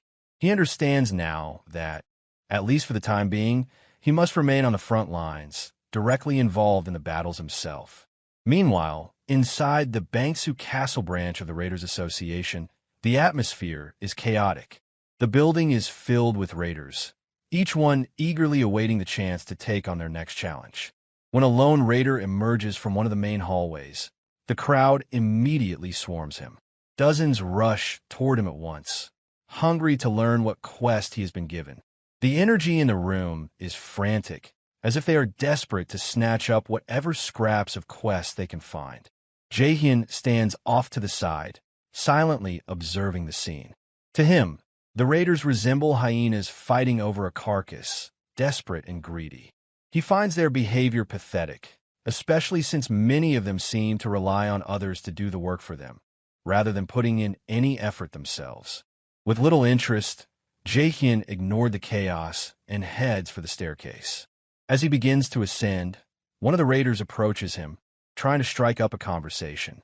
Jaehyeon shuts him down immediately with a cold response, knowing that he must keep his true intentions hidden, especially the fact that he is there for the Ahimri quest. This is a hidden quest, and if anyone were to find out, they might try to interfere. To avoid drawing any more attention, Jaehyeon pulls out a sealed letter as he climbs the stairs. He hands it to a staff on duty, explaining that he has a letter of recommendation from Hotan. The raider reads the letter briefly, nods in recognition, and directs Jaehyeon to proceed to the second floor. Without hesitation, Jaehyeon moves forward, even as other raiders begin shoving and pushing behind him, shouting that they want to join his party. The staff quickly intervenes, blocking them from following. As Jaehyeon walks toward the designated room, his thoughts shift to the potential rewards of the hidden quest. He wonders if Ahimri, the one who will train him, has something truly valuable to offer. His hope is to establish a lasting connection with Ahimri, someone who could become a powerful ally in the future. But when he opens the door to Ahimbri's office, he is stunned by what he finds. The room is a complete mess. Piles of books, scrolls, documents, and strange magical items are scattered across every surface. Dust fills the air, and the only sign of life is a figure slumped behind a mountain of books. Ahimri is asleep, half buried beneath the weight of his own research. As Jaehyeon steps inside, the noise of the door opening stirs Ahimri awake. Confused and disoriented, Ahimri looks up and mutters that he doesn't recall having any appointment scheduled for the day. Jaehyeon introduces himself calmly, using his game name, Herkin, and presents the letter of recommendation from Hotan. Ahimri lazily takes the letter, reads it over, and raises an eyebrow. He comments that Jaehyeon still looks like a trainee black mage, but supposes there must be some skill involved if Hotan went through the trouble of sending him. Jaehyeon gives a short and modest response, claiming that he simply got lucky. His primary concern at the moment is receiving the reward. Ahimri eventually hands over the promised rewards, and as soon as Jaehyeon takes them, the system interface responds with a notification. Jaehyeon stands in stunned silence, watching the screen as it displays the rewards: a skill book titled Bone Armor and another titled Madness Helm. Both items emit a faint glow, marking them as rare and possibly high-tier skills. Jaehyeon stands frozen, hardly able to believe that not one, but two valuable skill books were handed to him so easily. His mind races, overwhelmed by how significant this reward is for a single hidden quest. As he stares in disbelief, Ahimri casually remarks that their business is finished. The system interface follows with a confirmation. The teachings of Ahimri quest has been completed. Jaehyeon, still recovering from the surprise, finds it hard to process how abruptly the quest has ended. He had expected a longer series of tasks, or at least a continuation, but instead, he's already being dismissed. The books around the room begin to move and block Jaehyeon for following, subtly guiding Jaehyeon toward the exit. Desperate not to let this opportunity slip away, Jaehyeon shouts out, offering that he's willing to do anything. He hopes his words will buy him another chance to deepen his relationship with Ahimri. Just as he is about to be pushed out of the room, Ahimri reaches out and grasps his hand firmly.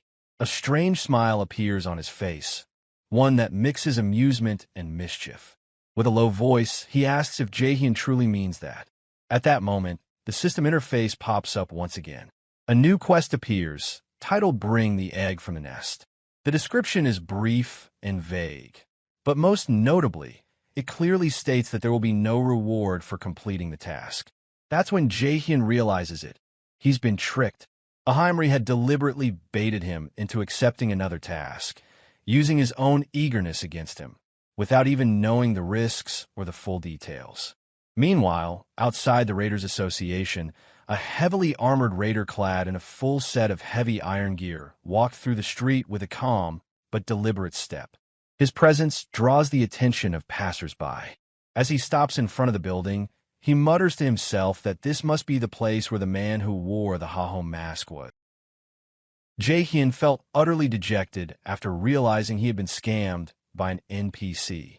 He had thought that Ahimri would give him a quest tied to the main storyline, and the fact that the quest offered no reward only deepened his frustration. He couldn't help but feel betrayed, believing that he was being misled.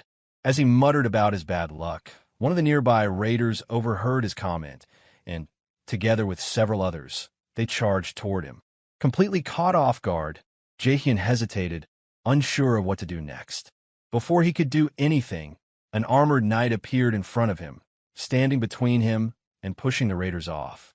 The knight spoke calmly, stating that he wanted to talk to Jaehyeon somewhere quiet. Jaehyeon didn't recognize the man, and, instinctively, he prepared to refuse.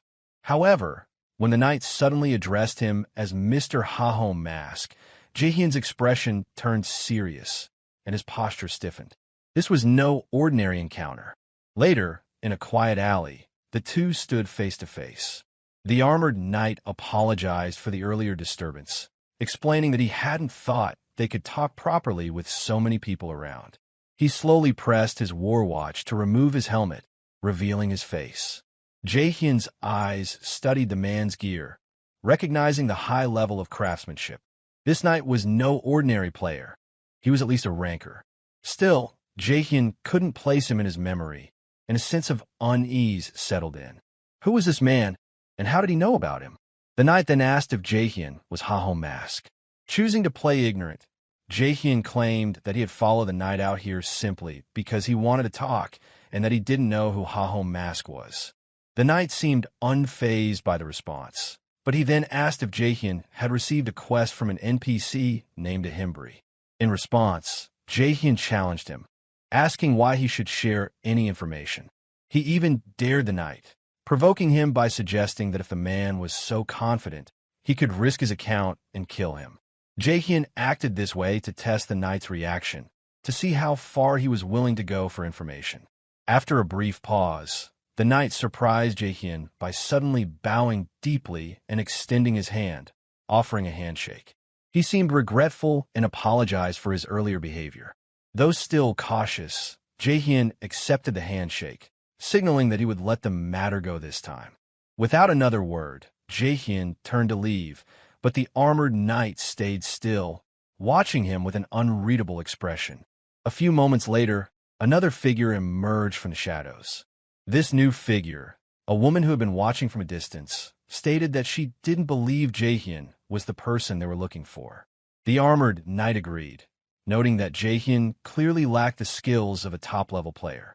He added that if one had been playing Warlord for any significant period of time, one would never have made the mistake of carelessly stretching out his arm with his war watch so visibly exposed. As he spoke, the knight wiped his palm with a handkerchief, his face reflecting disgust. The woman in the shadows then spoke about their surveillance of Ahimri, mentioning that the Corrupt Count quest was nearing completion. Even if their involvement were discovered now, there would be no consequences. However, the armored knight disagreed, emphasizing that the Egg of the Nest quest was part of the main storyline. This made the quest a significant risk, and the knight believed they couldn't afford to take any unnecessary chances. With that, the woman in the shadows said she would return to her position. Though still vigilant, quietly bid her farewell, the armored knight planning to meet her again later. As the woman disappeared into the darkness, Jaehyeon realized that he had never been with the armored knight or the woman in the shadows. Instead, he had been watching them from the window of a nearby building. Hidden against the wall, Jaehyeon's eyes narrowed as he studied their body language and listened to their words. The more he observed, the clearer it became. They were part of an organized group, an organization far more dangerous and secretive than he had initially realized. Their coordination, the way they communicated without the need for full explanations, was all the evidence Jaehyeon needed to understand that this was no coincidence. Jaehyeon silently observes that if the individuals had belonged to a typical player guild, they would have properly introduced themselves or at least attempted some form of negotiation when they assumed him for Haho Mask. Instead, they remained vague and suspicious, which alone indicated that they were not ordinary players. They were concealing something likely associated with a more secretive and dangerous group. Although Jaehyeon did not know their true identities, one thing was certain. They were far from average. Later, Jaehyeon was seen far from the city, deep within a quiet forest. He sat alone on top of a tree stump, lost in thought. His summoned skeletons moved through the drills he had set for them, the clacking of bones and the soft rustling of grass filling the silence. Despite his undead companions continuing their routines, Jaehyeon's mind remained focused on the events from earlier. He recalled the nest egg quest from Ahimri. Initially, it had seemed trivial or unrelated, but now he understood it better. There was something deeper at play, something that both the armored knight and the woman in the shadows knew. It became apparent to him that they must have seen his video, specifically the one where he, as Haho Mask, interacted with the corrupted wolf. That was likely how they tracked him. However, the fact that they had let him go without confirming his identity or attempting to stop him unsettled him. This could only mean one thing. They weren't concerned with who Haho Mask truly was. They were more interested in the quest itself. He couldn't help but feel a growing unease at this realization. Jaehyeon muttered to himself, his voice low and bitter. He couldn't fully comprehend the nature of his strange quest, but something told him that continuing down this path would only lead to further encounters with these mysterious individuals. It seemed as though they were always just one step behind him, waiting for him to make a move. The more he thought about it, the more it unsettled him. He even began to consider stopping his video uploads for a while, at least until he could figure out exactly what he was dealing with. The last thing he needed was to make himself an even bigger target. His frustration grew as he muttered again, wondering why his life seemed to be constantly entangled with such insane individuals. One problem after another, it felt like nothing ever stopped. Meanwhile, far from the forest, Jian emerged from her high-tech gaming pod. The chamber opened with a faint hiss, bathing the room in soft light. Her secretary, Park Suji, greeted her immediately, handing her a bottle of water while complimenting her on her hard work. Suji's eyes shone with admiration, but Jian only seemed distant. She took the bottle of water without enthusiasm, her expression cold and indifferent. When Suji asked how the guild entrance exam had gone, Jian responded casually, stating that the entire test had been a waste of time. She found every applicant to be useless, and none of them had met her expectations. Her mood darkened as she sat down, irritation growing as she tapped her fingers restlessly against the armrest. She then turned her focus to Suji, her sharp eyes narrowing as she asked if there had been any updates on Haho Mask, the masked player she had tasked her to investigate. Suji hesitated for a moment before responding, stating that it seemed like the person might have joined another guild.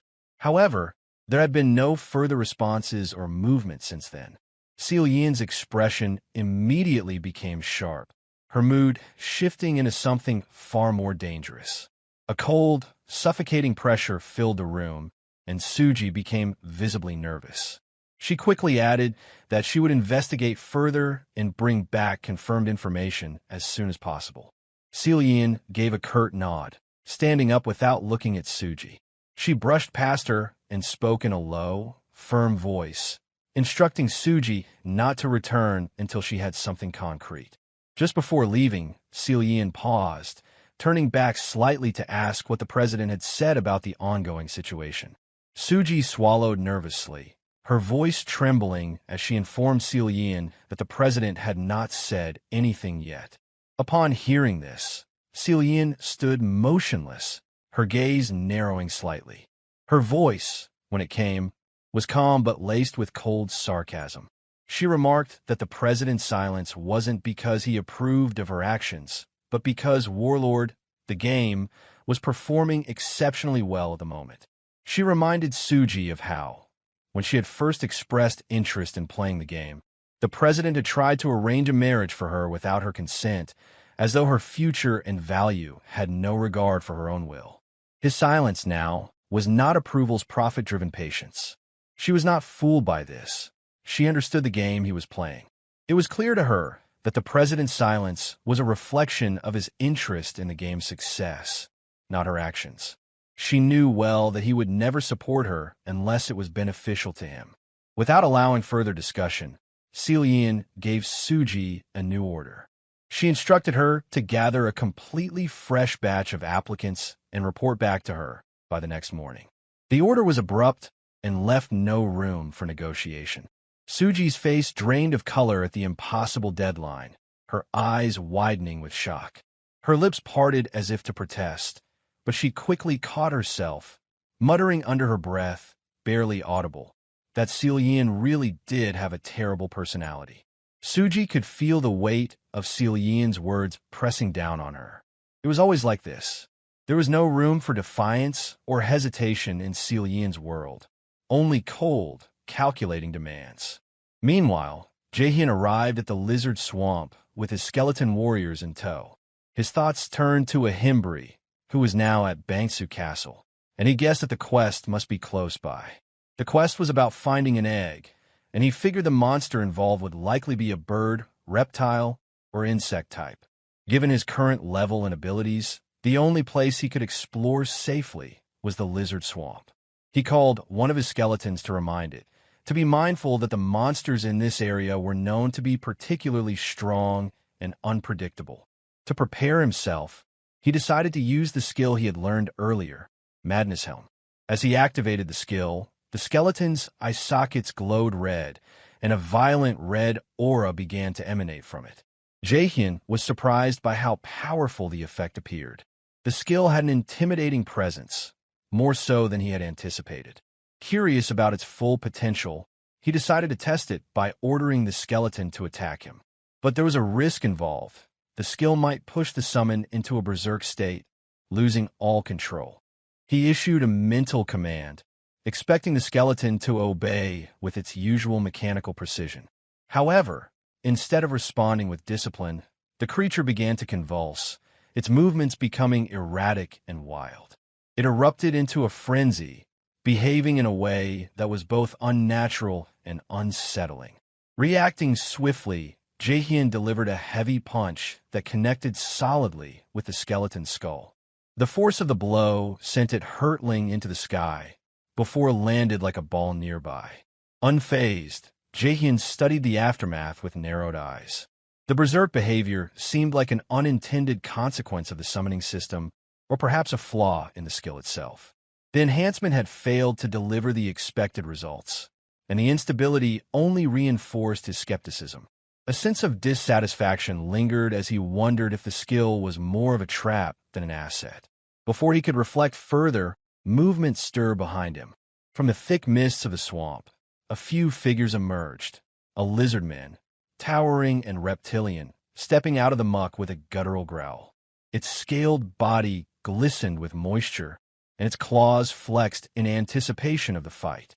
The creature's predatory gaze locked onto Jaehyeon, who acknowledged its presence with a calm glance.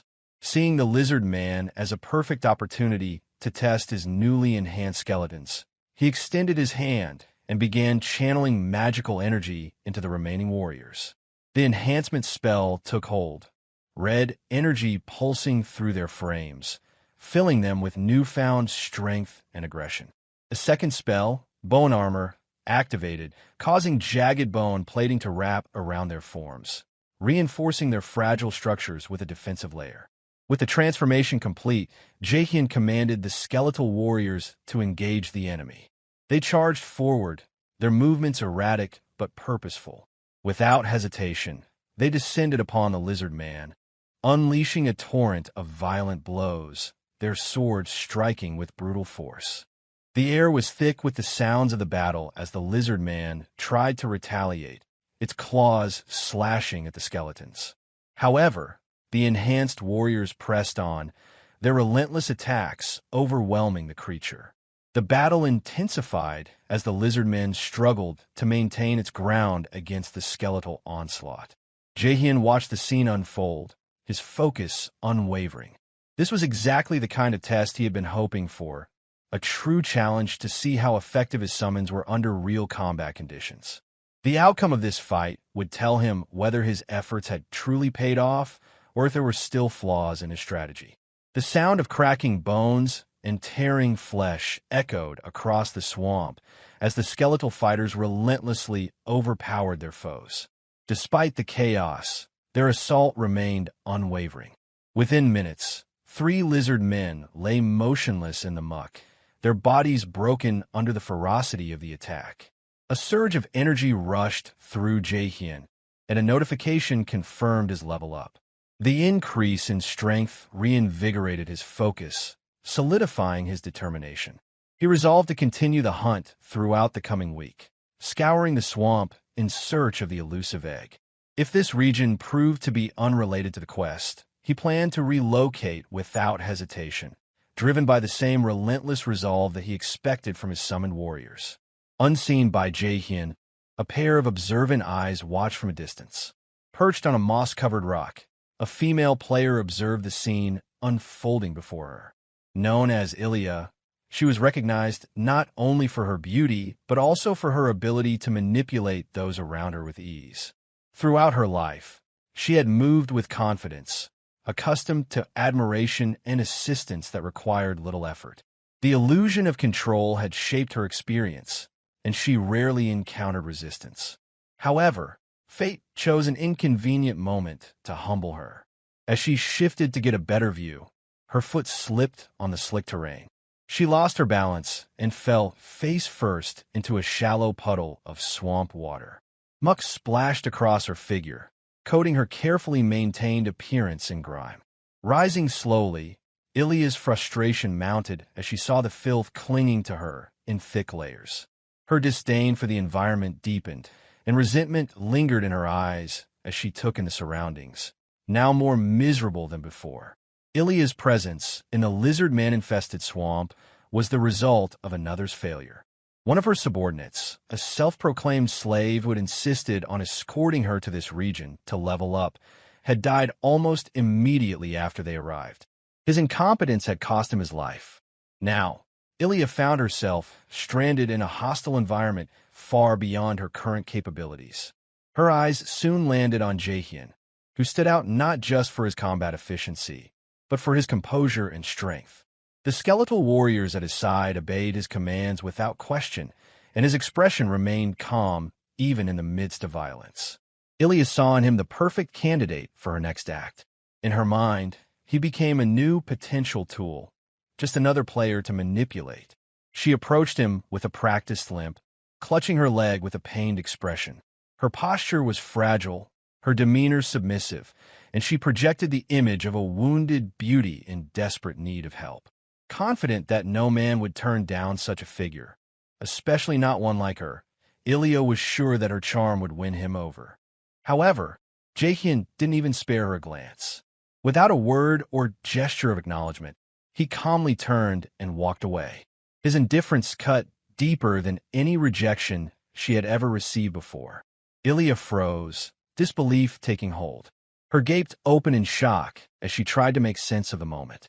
When the realization finally settled in, that she had been completely ignored, her expression shifted. Anger simmered beneath the surface. She bit her lower lip in frustration, barely restraining the urge to lash out. How could someone, especially someone like him, simply disregard her so easily? Meanwhile, Jaehyeon continued his progress through the region, killing more monsters with his skeletal warriors. His mind remained focused on the hunt, undistracted by the brief encounter with Ilya. The swamp was proving to be more dangerous than he had anticipated, but he remained resolute in his task. He would not stop until he found the egg or determined that the quest led elsewhere. No matter how far he travels, however Ilya persists. She follows him at a distance, still limping and clutching at her supposed injury. Her performance remains unwavering, but Jaehyeon's patience is beginning to wear thin. He is far from oblivious to her presence. In fact, her continued shadowing, despite being clearly ignored, is starting to grate on him. This is a game, he thinks, and she should be playing it properly. Instead, she clings to the outdated belief that someone else will carry her forward, that her mere presence should be enough to draw assistance. His silence has been a form of resistance, a refusal to entertain such laziness. But her persistence is leaving him with no choice. The delay she causes is beginning to act as an obstacle to his progress. Eventually, he halts and turns toward her, his eyes narrowing. He demands to know what she actually wants. Caught off guard by the sudden attention, Ilya softens her posture. Her voice is quiet, fragile as she claims to have dropped her sword in a nearby swamp pit while trying to hunt. The story is simple but crafted carefully to invoke sympathy without appearing too dependent.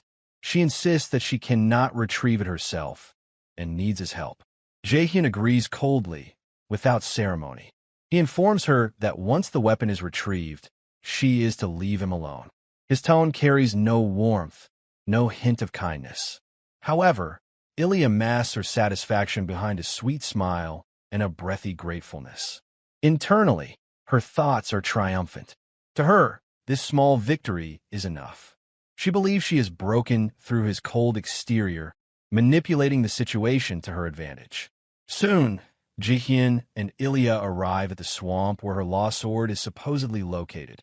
Without wasting time, Jaehyeon issues a command to his skeleton warriors. They immediately move forward, stepping into the sludge with jerky precision, toward the sword embedded into the ground. As Ilya begins to express her gratitude in soft tones, her expression shifts ever so subtly. Behind her smile, a calculating thought takes shape. She reasons that necromancers are only as dangerous as their summons. And once separated from them, they are fragile, vulnerable. This belief emboldens her. Without warning, Ilya lunges forward to strike Jaehyeon, while his attention appears to be elsewhere. However, her attack is embarrassingly slow. Before she can even get close, Jaehyeon reacts. In one smooth motion, he grabs her wrist, halts the swing, and hurls her effortlessly into the same swamp from which her sword had been retrieved. The splash is loud and messy, and Ilya's surface is drenched, sputtering, and furious. Her voice trembles with rage as she declares that he won't get away with this, that her elite bodyguards will arrive soon and reduce him to ashes. Jaehyeon laughed as he mocked her, before lazily pointing behind her. Confused and disoriented, Ilya turns her head, only to find several lizard men emerging from the thickets of vines and muck. Their eyes glint with hostile intent, and their low growls vibrate through the humid air. Ilya screams, scrambling to gain footing in the slippery swamp. As the monsters begin closing in, Jaehyeon watches with detached amusement. He remarks that if she intended to scam someone, she should at least have tried harder. Her act had been transparent from the start. With a final glance, he orders his skeletons to move out, muttering that she had wasted enough of his time. As the group prepares to leave, Jaehyeon notices something unusual. The skeletons lag behind as one of them gestured weirdly, its postures oddly expressive. It almost seems as if it is practicing charm techniques, gestures and poses that mimic those often associated with seductive magic. Jaehyeon beats them up in irritation and barks at them to stop learning unnecessary, strange things. He warns them that he will personally destroy them if they continue down this path. Moments later, a notification flashes across his view. It informs him that Ilya has died. Curiously, he also receives assist points for her death. Despite not having dealt the killing blow himself, he raises an eyebrow, but doesn't delve too deeply into the matter. The swamp monsters had simply finished what he hadn't cared to start. As for her claims about bodyguards, he dismisses them with ease. A person like her, he reasons, is all bark and no bite. For him, the threat was hollow. What Jian doesn't realize, however, is that a group of well-armed players are watching the entire sequence unfold through a shared recording feature. These are the very fans Ilya spoke of, her actual love slaves, scattered across different regions in attempt to follow her until they got the video. Their faces remain unreadable as they replay the footage of Jaehyeon commanding his skeletons. The group observes in silence, their expressions betraying nothing, yet their intentions are clear. Deep within the dense forest, Jaehyeon stood over a man who knelt helplessly before him, his sword deeply embedded in the man's chest. This man was revealed to be one of Ilya's former slaves, still murmuring in a barely coherent voice about taking revenge on her behalf. Irritated and confused by the man's persistence, Jaehyeon questioned aloud why someone would go to such extremes for Ilya. He wondered what the man hoped to achieve. Perhaps he believed that avenging Ilya would earn her favor or affection. The man responded with a wild, hysterical laugh, his eyes wide and filled with a dangerous obsession as he declared his love for Ilya. Without hesitation, Jaehyeon delivered the killing blow. His mind flashed back to how full of red flags Ilya was. She had repeatedly attempted to manipulate him, which was the very reason he had severed ties with her. He had never taken her warnings seriously, especially those about her bodyguards seeking him out. But now, it was clear she had not been bluffing at all. Ilya played the victim masterfully, stirring up her loyal fans with her performance. Because of this act, Jaehyeon found himself confronted daily by her devoted followers, growing more and more frustrated with each encounter.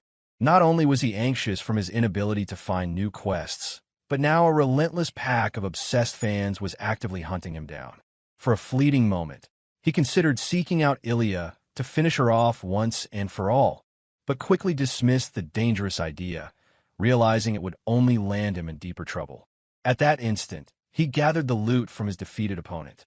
The system interface flickered to life, displaying his rewards: an ownerless war watch, 5,000 gold, goblin leather boots, and a rare necklace known as the Necklace of Promise. Jaehyeon recalled that this necklace could be sold for a hefty sum of 800,000 won. Both he and his loyal skeleton companion felt a surge of excitement. For the first time in a while, it seemed possible to afford a fancy dinner that night. Just then, another of Ilya's fanatics spotted Jaehyeon. Seizing the opportunity to provoke, Jaehyeon boldly took responsibility for killing Ilya, hoping to draw the lone opponent into a quick and manageable fight. However, his confidence quickly waned when dozens of hostile figures emerged from the trees, armed and radiating dangerous intent.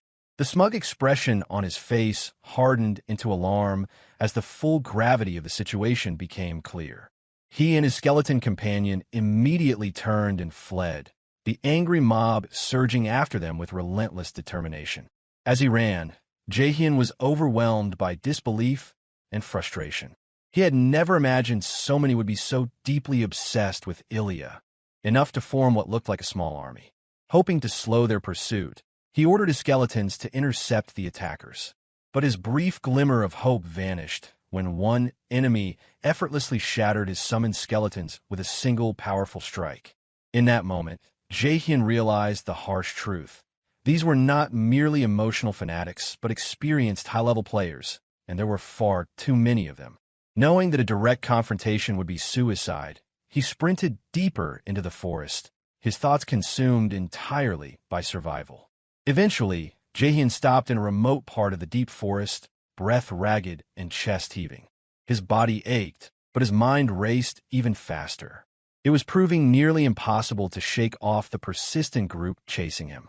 Not only because of their determination, but because he was simply too underleveled in comparison. Running only delayed the inevitable. Despite his exhaustion, he forced himself onward, hoping that distance or an environmental advantage might save him. After several minutes, he began to realize something was wrong. The area he had stumbled into did not resemble any part of the lizard swamp he remembered. The trees here were taller and seemed to look older, the fog thicker, and the usual sounds of wildlife eerily muted. Despite spending days exploring this region thoroughly, combing through every corner in search of quests or loot, he had never seen this area before.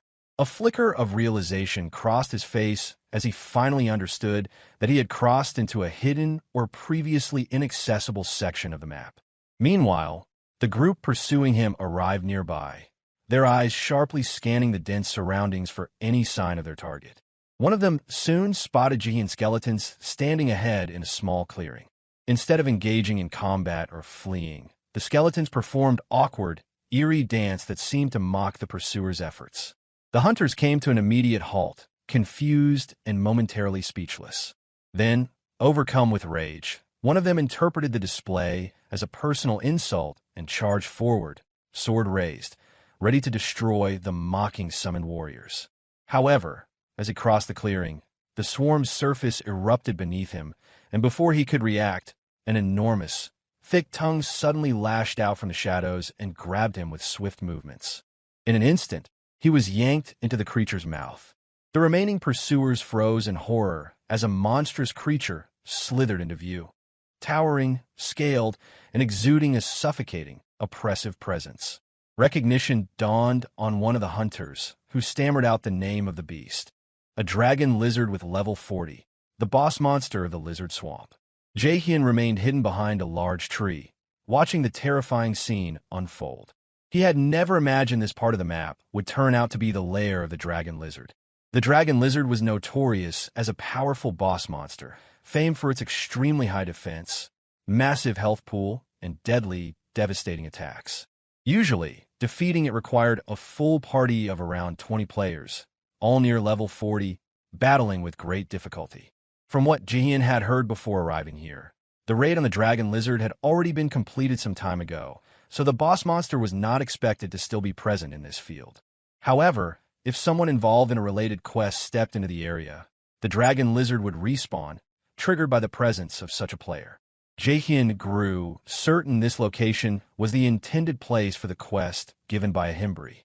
As he stayed hidden, his thoughts lingered on how Ahimri had sent him to complete this dangerous mission, one involving defeating such a terrifying creature and retrieving its egg. Despite being only a level 20 player, the mission frustrated and irritated him, especially given Ahimri's high expectations. Fortunately, the situation had allowed Jaehyeon to gather a few capable cannon fodders, offering hope that the mission might yet succeed. Meanwhile, one among the fodders suggested to the others that the dragon lizard was simply too strong, recommending retreat. But Jaehyeon was determined not to allow that. He quickly activated his enhancement skill to strengthen his summoned skeletons and ordered them to block the path, preventing any chance of escape. Not long afterward, the dragon lizard struck again, taking down one of Jaehyeon's allies. In the confusion, Jaehyeon seized the opportunity to break into a run, but the others quickly spotted him and began chasing. Using the distraction to his advantage, Jaehyeon rushed into the now empty nest, hoping to locate the dragon lizard's egg. However, upon reaching the center of the nest, there was no egg in sight. He scanned the area carefully and eventually discovered a strange-looking stone marked with a purple symbol on its surface. It did not resemble an egg, but looked more like a mysterious artifact. Yet something about it drew his attention. At that very moment, a system notification informed him that one of his skeleton summons had been destroyed. He immediately realized that the dragon lizard must be returning after detecting an intruder. Jaehyeon knew he was out of time and had no chance to continue searching. Still hiding behind a tree near the nest, he watched as the dragon lizard re-emerged and let out a loud, piercing howl. Certain that he could no longer search the nest for the dragon lizard's egg, Jaehyeon decided he had no other option but to take the strange stone marked with purple, even though it was clearly not an egg, and bring it back to Ahimri. All the cannon fodders were now lying defeated across the swamp, their bodies scattered and motionless. Jaehyeon walked calmly toward one of them, a player who appeared to be on the verge of death. He looked down at the weakened figure, his expression unreadable, silently pondering how Warlord was such an interesting game filled with all kinds of strange people, players who acted bold and reckless, driven by the massive rewards at stake.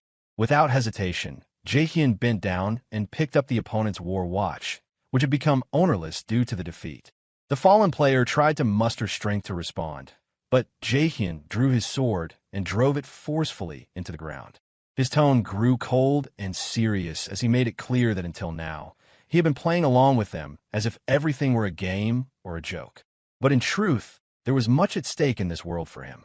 He warned that if they ever bothered him again, There would be no mercy or leniency for them. This warning was not just for them, but also for Ilya, the one connected to their group. After delivering this message, Jaehyeon stepped carefully onto the fallen bodies, using them as support to cross the swamp without sinking into the thick, sticky mud beneath. As he walked away, he thought more seriously about the consequences. If they came after him again, even after this clear warning, it would no longer be a small skirmish but an all-out war. With this in mind, he contacted the Bangsu Guild calmly, claiming to have spotted the dragon lizard within the lizard swamp. He offered to sell the exact location of the boss monster for 100,000 gold, fully aware that this kind of information was extremely valuable to high-level guilds. Later, Jaehyeon arrived at Ahimri's office, delivering the strange purple-marked stone. His steps were tense and cautious, filled with hope that this was the correct item since he did not want to search the vast map all over again. Ahimri took the stone and examined it closely, his expression unreadable for a long moment. Finally, after an uncomfortable silence stretched, Ahimri confirmed that this was exactly the item he had been looking for. Jaehyeon felt a wave of relief and excitement rush over him, the pressure lifting from his shoulders. Still holding the stone, Ahimri commented that Jaehyeon was faster than expected, admitting that he had thought it would take someone like Jaehyeon much longer to complete the task. Jaehyeon nearly lost his temper at the comment, his frustration bubbling up, but he forced himself to remain calm. With a composed expression, he responded that he had given everything he had. Without wasting any time, he asked Ahimri to assign him the next quest. Ahimri looked at Jaehyeon seriously and began explaining the true nature of the item he had brought. He asked if Jaehyeon was aware of what he had delivered, and then revealed that in every investigation of areas where mutated monsters had appeared, this strange item was always found nearby. Because of this recurring pattern, he had temporarily named it the Corruption Stone. As Jaehyeon listened carefully, a realization dawned on him. This must have been the reason those mysterious players were approaching him earlier. The Corruption Stone was clearly an important item tied to the main quest line, and those players wanted to ensure no outsider could interfere with its influence on the progression of the story. At first, Jaehyeon had believed that the quest from Ahimri was a scam, just another time waster. But now he understood it was connected to something far more significant. It was not a side mission, but an essential part of the main quest. Ahimri offered a sincere apology, openly admitting that he was aware the task was far too difficult for someone like Jaehyeon to handle alone. Yet, with their entire world currently threatened by an unknown and overwhelmingly powerful enemy, he explained that testing Jaehyeon's determination and willpower was a necessary step before entrusting him with any greater responsibility or mission. Speaking with a tone that was noticeably more serious than before, Ahimri asked if Jaehyeon felt prepared to face the relentless force known only as corruption. Feeling the full weight of this golden opportunity before him, Jaehyeon braced himself and started to prepare an answer. But before he could utter a single word, Ahimri cut him off with a sly smirk, saying that it was not quite time yet. He went on to explain that Jaehyeon must have already witnessed firsthand just how powerful the corrupted monsters really were.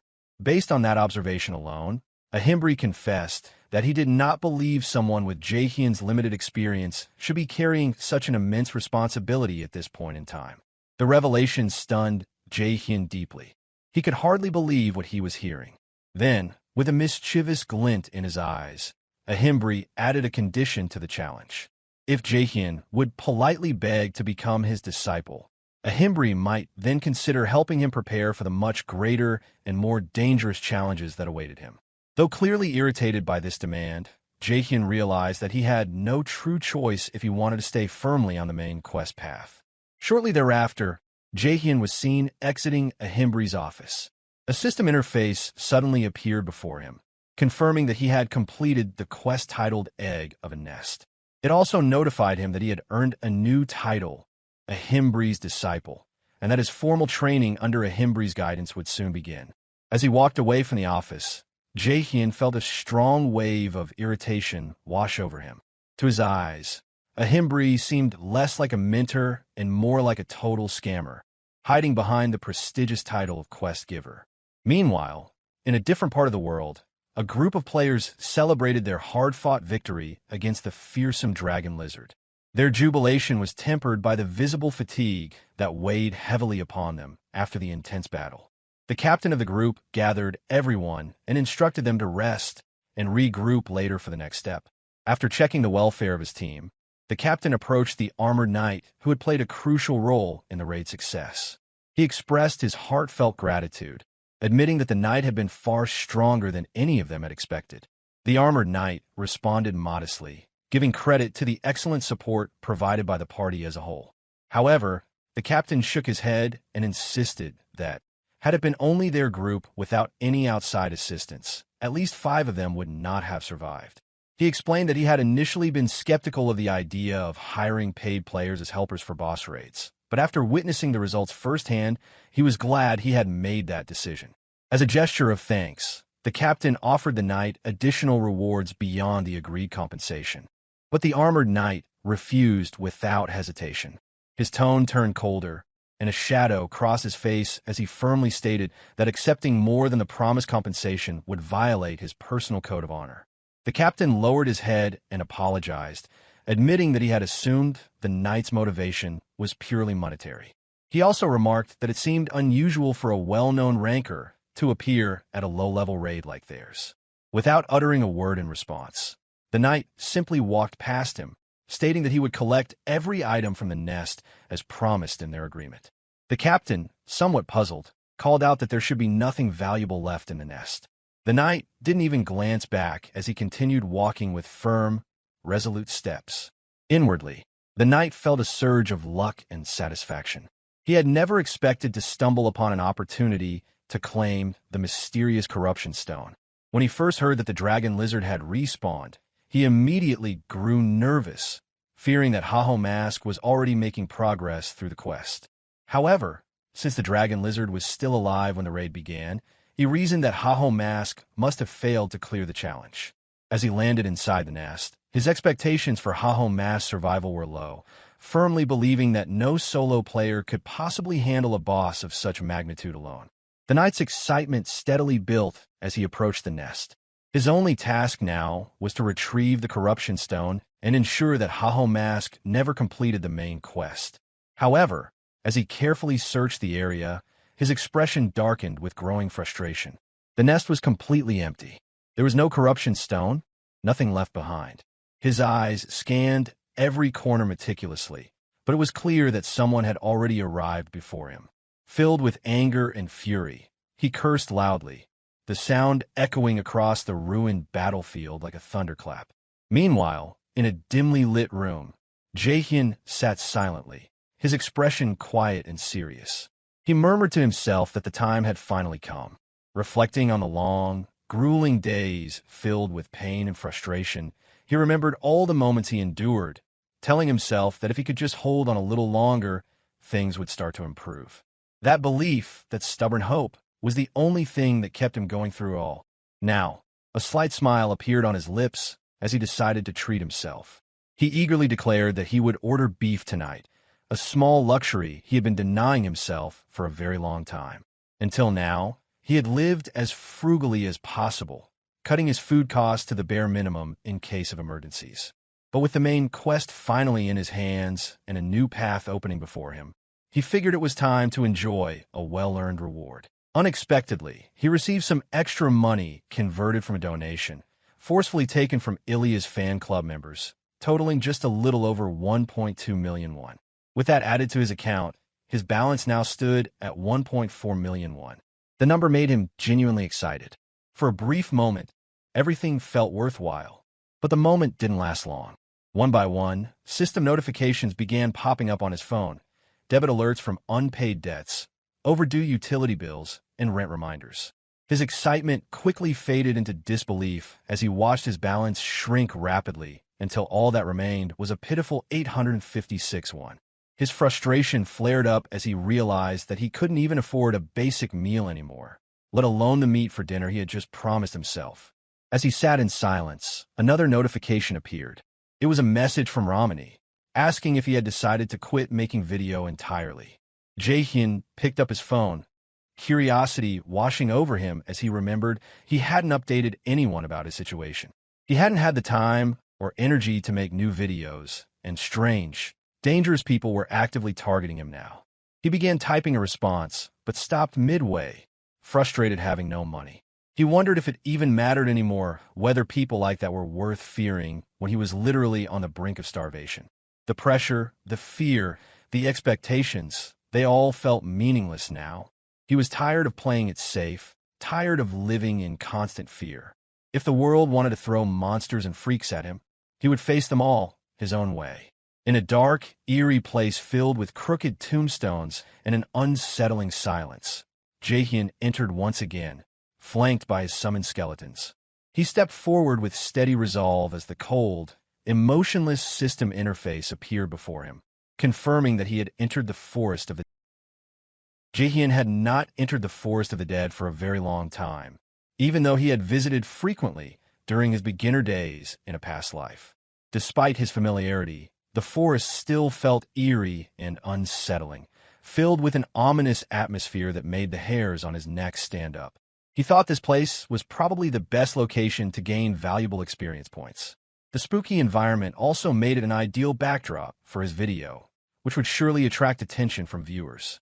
Turning to his summoned skeletons, Jaehyeon prepared himself carefully for the hunt ahead. He announced that they would be hunting right here and introduced another member of the summoned party, a skeleton mage. He explained that magic would now be incorporated into their strategy and instructed the skeletons to cooperate with the mage closely to ensure success. Jaehyeon had been able to summon an additional skeleton after receiving a skill from the scammer Ahimri the moment he became his disciple. As Jaehyeon's skill mastery increased, the skeleton mage's abilities would grow, allowing it to cast more advanced and powerful spells essential for their survival and success in battle. Inwardly, Jaehyeon cursed the fact that his mana was already running low. With 3 summoned skeletons active, adding the mage to the party would significantly increase his mana consumption, leaving little room for error or extended fighting. After a brief period of preparation, Jaehyeon gave the command to hunt skeleton monsters. Almost immediately, a skeleton hand shot out from beneath the earth, signaling the arrival of more skeleton monsters sensing the presence of a player in their territory. Level 33 skeleton mobs appeared, glowing with a reddish hue and displaying a wild, vicious nature. Jaehyeon saw them as simple mobs, but the summoned skeletons regarded these monsters as their own kin, refusing to treat them like ordinary enemies. When his skeletons refused to move forward, Jaehyeon demanded to know what they were doing and ordered them to attack the monsters without hesitation. Despite their limited intelligence, the skeletons instinctively resisted the idea of harming their own kind, feeling dejected and conflicted by the command. The monsters staggered forward, and Jaehyeon explained that undead creatures possessed traits quite different from normal monsters, something the skeletons would understand once the battle began and the true nature of the fight was revealed. Disappointed, Jaehyeon turned to find his skeletons hiding behind any available cover, shaking as if afraid to face the fight ahead. Growing irritated, he snapped his fingers sharply and repeated his command to hunt the monsters without delay or excuses.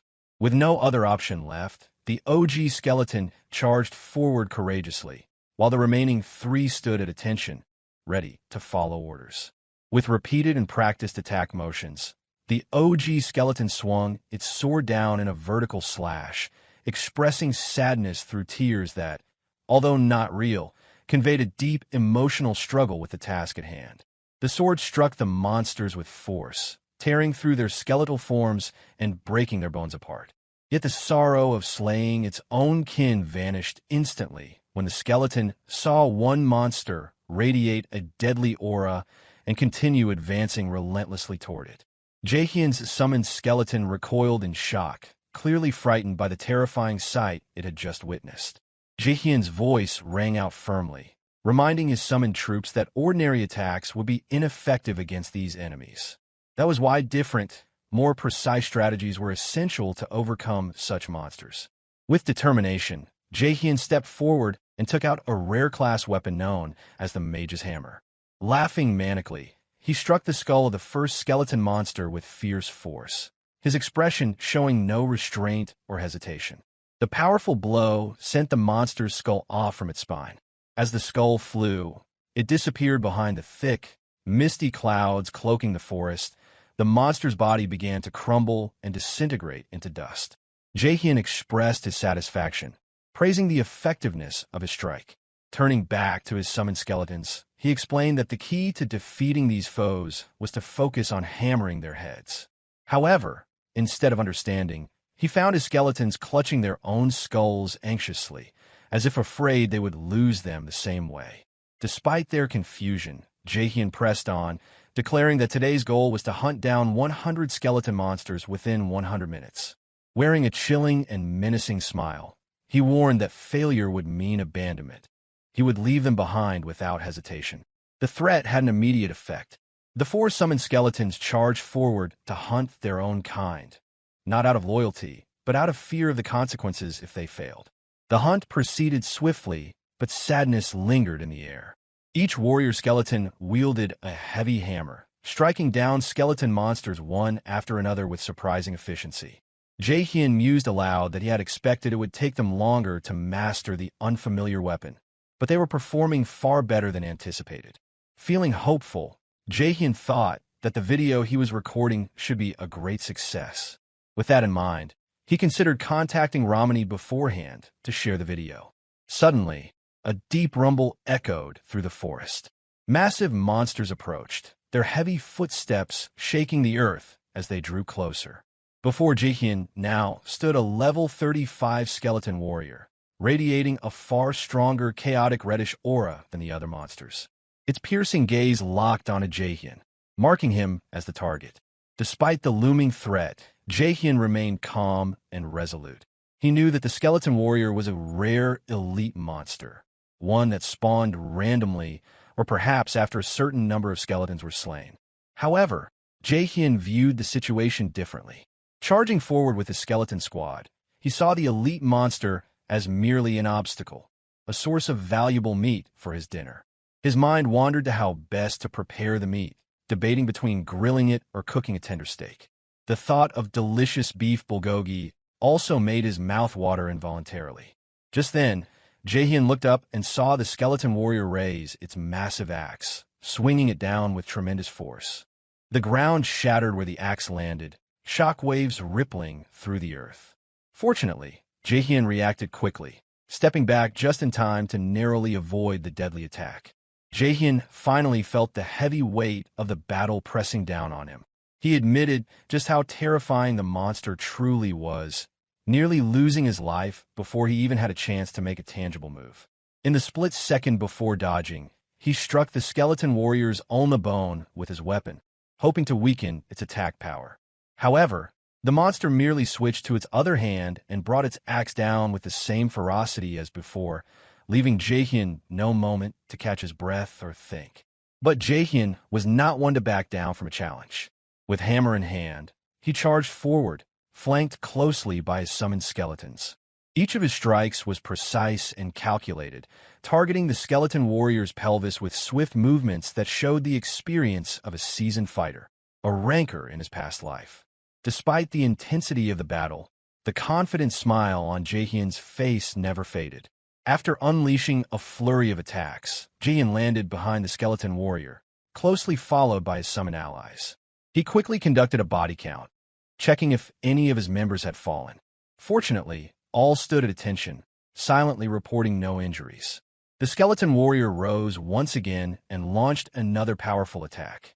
Unfazed, Jaehyeon remarked on how surprisingly easy it was to deal with such an elite monster. Even though he anticipated the incoming attack, Jaehyeon did not flinch or move from his spot. Instead, he taunted the skeleton warrior, mocking its impatience. At that critical moment, the summoned skeleton mage finished chanting a spell, and a fireball materialized in its skeletal hands. The reluctant expression that had been etched on its face was replaced by fierce determination, shining brightly in its eyes. The mage raised his hand, and the fireball grew larger, following the movement precisely. The flames surged forward in a pillar of scorching fire, engulfing the skeleton warrior where it stood. Jaehyeon let out a relieved sigh as notifications popped up on his screen, informing him that the skeleton warrior had been slain. Both he and his summoned skeletons gained experience points from the victory. With embers still glowing, the bones of the defeated skeleton disintegrated into dust. Jaehyeon mused aloud about how this spectacular moment would surely earn him at least 10,000 views on his video.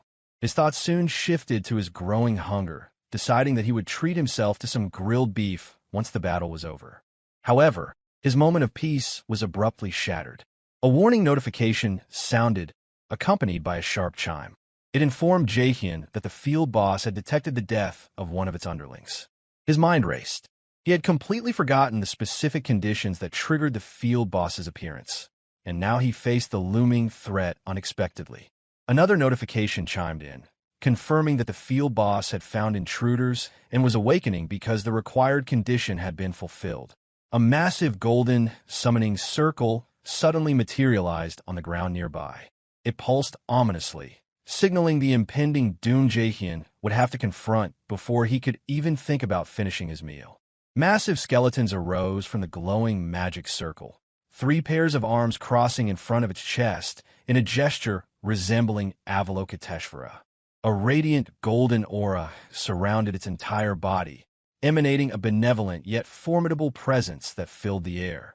Behind it, a halo composed of shimmering golden energy slowly rose, casting an ethereal light over the forest clearing. Jaehyeon stood firm, hammer tightly gripped in hand, flanked by his summoned skeleton warriors. He watched in silent awe as this magnificent being materialized before him. Despite his resolve, he could not help but release a hollow, defeated sigh as the weight of the situation settled on his shoulders. The golden skeleton, a boss category monster, had appeared.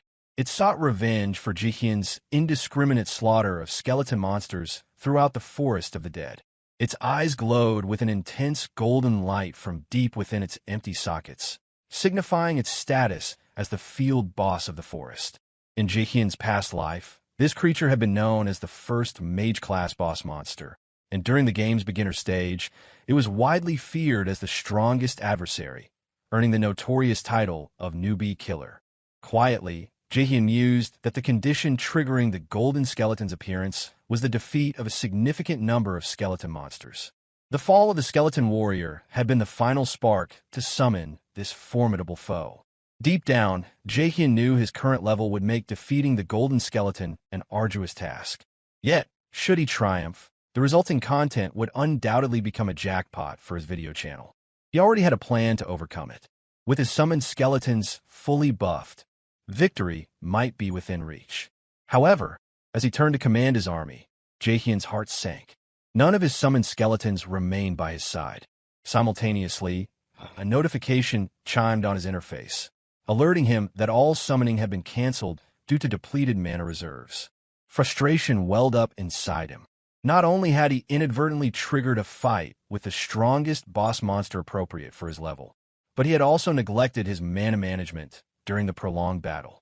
He sighed deeply, realizing he had summoned the maximum 4 skeletons and had the mage cast a massive spell, leaving his mana utterly drained. Regaining his composure, Jaehyeon accepted that he would have to face the boss alone. His only regret was that his skeletons would miss the chance to partake in such a challenging fight and experiencing the battle. He activated his War Watch, a unique device attuned to his combat style, and mentally prepared himself. It was time to warm up his body for the intense melee to come. The War Watch sprang to life, and he spoke the command aloud, "Slot on." His custom war armor materialized around him, crackling with raw power. His entire being radiated unrestrained energy, and his combat abilities surged to unprecedented levels. While he'd spent much of the fight fighting as a mage to empower his skeletons, now, in this moment of melee combat with the War Watch activated, Jaehyeon was at his peak. Without hesitation, he charged directly at the golden skeleton. With a mere thought, the golden skeleton commanded its golden halo. A low, resonant hum echoed through the forest as the aura intensified, signaling the beginning of a deadly confrontation. As the golden skeleton opened its massive jaw, it seemed to voice a powerful incantation, unleashing a devastating spell against the puny human who dared to hunt its subordinates mercilessly. A barrage of golden beams shot down toward Jaehyeon as he charged forward, dodging with remarkable agility. The beams slammed into the ground where he had just stepped, destroying everything caught within their radiant paths. Jaehyeon thought to himself that a single hit from one of those beams would be enough to kill him instantly, and the golden skeleton had fired many of them in rapid succession. It was no wonder the creature was called the Newbie Killer. If it kept casting spells like that, Jaehyeon stood no chance of victory. Fortunately, Jaehyeon already had a strategy in mind. He leapt high into the air, pulling back his hammer, preparing to strike at the monster's weak spot. With a mighty swing, he shattered one pair of the golden skeleton's hands. One of its weaknesses was how brittle its bones were, and this attack had significantly weakened its spellcasting ability. Immediately after the strike, Jaehyeon descended quickly to the ground, moving evasively to avoid retaliation. The hands that the golden skeleton held together in a prayer-like position were the source of the magical halo that allowed it to cast devastating spells. By destroying one of these pairs, one of its magic circles scattered into the air. Only 2 magic circles remained glowing on its back, meaning Jaehyeon had 2 more pairs of hands to destroy if he wanted to stop the monster's magic.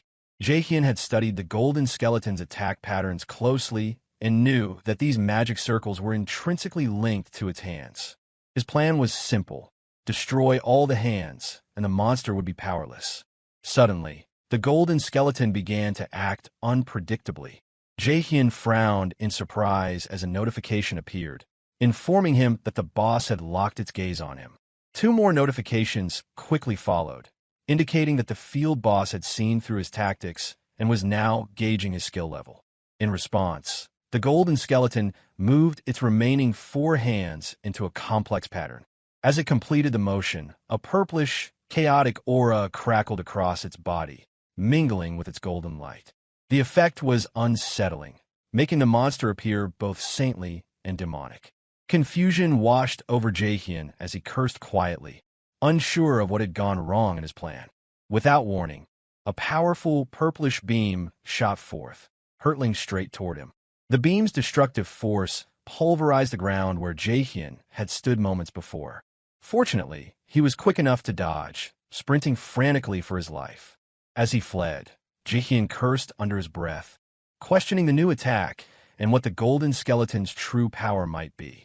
No response came, only the relentless beam tracing his retreat, rapidly closing the distance. Explosions erupted just a pace behind him, forcing Jaehyeon to leap aside with all his strength to evade destruction. Jaehyeon's landing was uncontrolled, causing him to stumble and crash hard against a nearby tombstone. Taking a moment to catch his breath, he wondered how the golden skeleton managed to execute such complex attack patterns with such precision. As a ranker in his past life, Jaehyeon had studied every detail of the golden skeleton's attack sequences. He knew that the key to victory was destroying all of its hands before delivering the final blow. But the scene before him was unlike anything he had seen or remembered. The spots where the beams had hit were scorched with chaotic flames, burning the forest as if the very gates of hell had opened. Jaehyeon questioned whether his memory was flawed, if the golden skeleton had secret, hidden patterns, or if a game balance patch, similar to what happened with the Minotaur during the tutorial quest, had altered the boss's behavior. He let out a hollow laugh, realizing that no information existed in his memory regarding any such changes to the golden skeleton. Perhaps it was because he was Ahimri's disciple, or due to some other unknown cause. Regardless, he had failed to devise a winning strategy against this new pattern, and he cursed softly under his breath. Despite his frustration, Jaehyeon refused to give up. He let his instincts take control as a bolt of lightning hurtled toward him. Within moments, his body moved with unnatural speed, dodging the devastating attack while muttering that he could only do his best. One after another, beams of purplish chaotic light tore through the air, all aimed at the lone human standing in the forest. Jaehyeon continued dodging swiftly, even as bolts of lightning accompanied every beam. None of the attacks managed to graze him.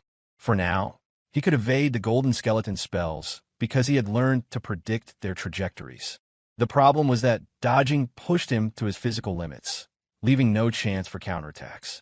While jumping and dodging, formulating a new strategy, Jaehyeon failed to notice one of the golden skeleton's massive hands reaching out to seize him. By the time he realized, It was already too late to evade, and no nearby objects were close enough to use as leverage for escape. The enormous hand closed around him, its slow but deliberate movement almost impossible to detect in time. With a crushing grip, the golden skeleton lifted Jaehyeon into the air. The deep resentment it harbored for the tiny human clutched in its hand radiated destructive energy. As if releasing its fury, the golden skeleton screamed at Jaehyeon before he could make any move, confident the small human was powerless in its grasp. Jaehyeon laughed hollowly, cursing the randomness of the game's design. Even the simple act of the hand reaching out had been a part of the pattern he had failed to remember. Jaehyeon faced an immediate threat as the golden skeleton summoned a massive golden magic circle directly before his face, preparing to cast a devastating beam of light designed to burn him completely.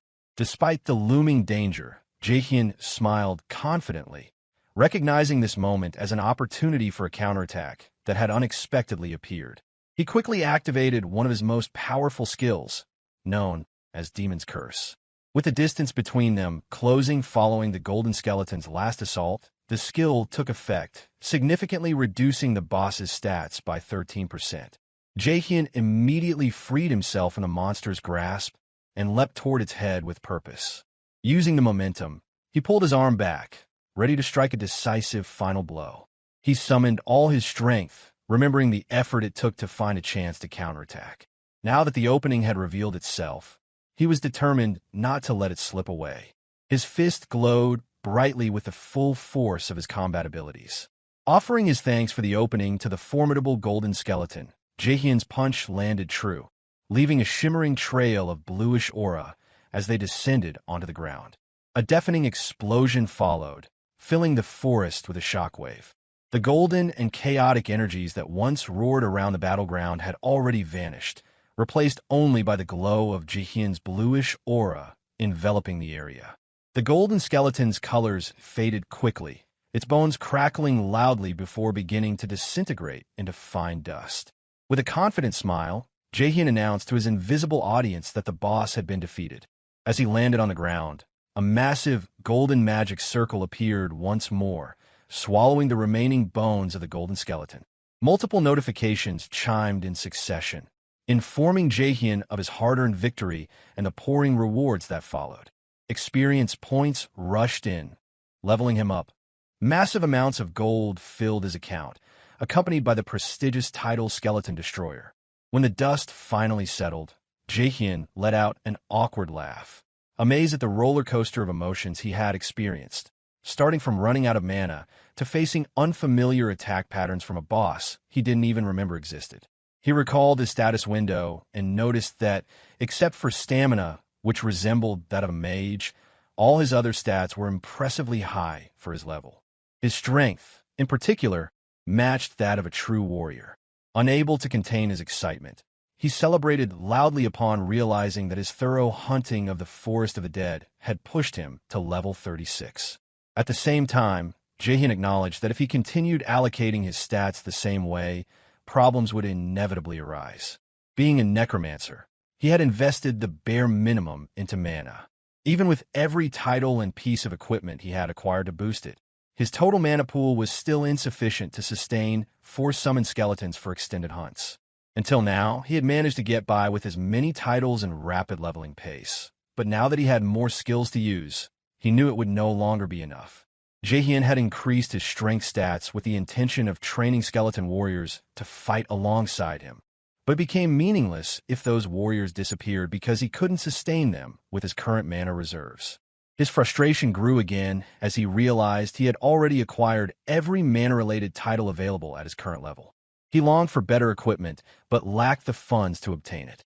Accepting the situation, he decided to let things take their course, uncertain of the outcome, but hopeful it would eventually work out somehow. For the immediate task, he needed to send the video recording of his complete raid through the Forest of the Dead to Romani, and then reach level 40 as quickly as possible to continue Ahimri's mission. The thought of enjoying grilled beef added a spark of happiness to his mood. After some time, Romani finally completed editing Jaehyeon's video in her room. She punched her plush toy repeatedly, shouting about how insanely impressive Jaehyeon's accomplishment was.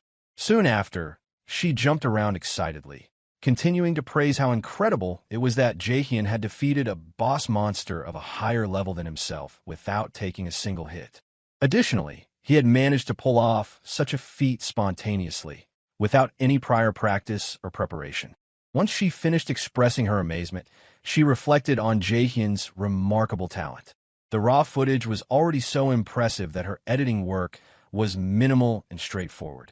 Her last task was to send a video to Jaehyeon, although she wavered between several titles she thought would best suit the video's content.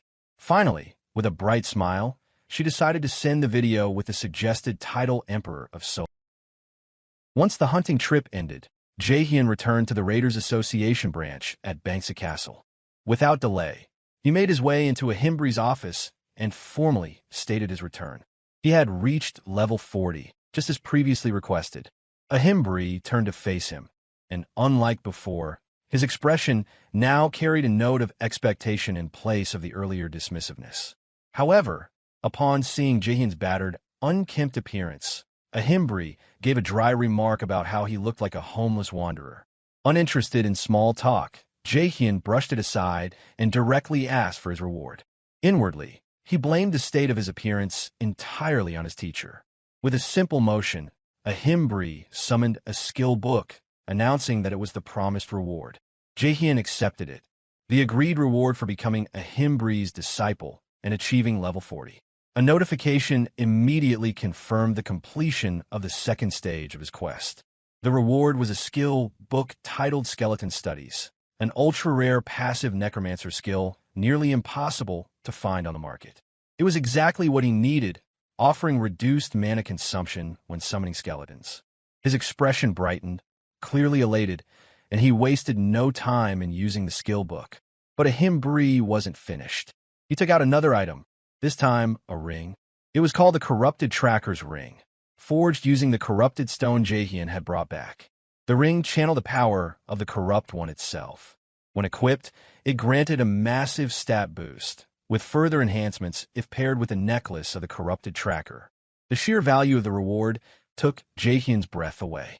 He hadn't expected something of this caliber. The realization struck hard. This was a rare item he remembered from his previous life, one given only to the first person to complete the main quest line. His heart leapt as he reached eagerly to claim it. But Ahimri suddenly pulled the ring back, holding out of reach, leaving Jaehyeon visibly confused. With a thoughtful expression, Ahimri muttered that perhaps he couldn't just hand it over so easily after all. Then, without further explanation, he turned away and walked off, leaving Jaehyeon in baffled silence. Moments later, Ahimri turned back with a mischievous glint in his eye. He stated that Jaehyeon could have the ring, only if he managed to catch him. The absurdity of the condition made it seem like Ahimri was simply trying to bring some levity into his otherwise solitary life. Jaehyeon let out a resigned sigh, understanding the ring would be his eventually. Without wasting time, he activated his Warwatch's ability and launched into pursuit. Annoyance simmered beneath his expression. His patience was wearing thin, while the old man clearly found amusement in the chase. Eventually, Jaehyeon claimed the ring, darting through the area while catching his breath. He could only wonder what was truly wrong with his teacher. If Ahimri weren't just an NPC Jaehyeon used, he might have killed him already out of sheer frustration. Despite the ordeal, he now had the ring in hand, and, more importantly, had received the next quest. Ahimri explained that all contact with an agent named Mijai had been lost and suggested that Jaehyeon head to Tsuryu Castle to investigate. Anger shimmered beneath the surface of Jaehyeon's thoughts, yet he decided to let Ahimri off without consequence. It wasn't worth the energy, not now. Internally, he calculated his next step, noting that the area around Tsuryu Castle was high-level territory. If he was to venture there, he needed to raise his level a bit more along the way. Just then, his Warwatch emitted a chime, signaling an incoming message from Ramani. She mentioned that she had urgent news to share, having uploaded the Golden Skeleton solo raid footage to the platform. She urged him to check it out for himself. When he did, he found himself staring in disbelief. The video had gone viral, amassing nearly 2.4 million views. Positive comments flooded in, along with an overwhelming wave of donations. His eyes widened in stunned silence, unable to comprehend the scale of it all. The sheer amount of money flowing into his account made his breath hitch. It was as if he'd been struck by a truck. The realization hit so hard that his legs gave way, and he landed on the ground in a daze. He stared at the figures on the screen, counting and recounting the deposits to confirm whether this was real or a hallucination. As the reality sank in, he began muttering to himself about dinner. Steaks, fish, and all manner of high-quality meats he'd long gone without. His eyes lit up with excitement as the images of those meals danced in his mind.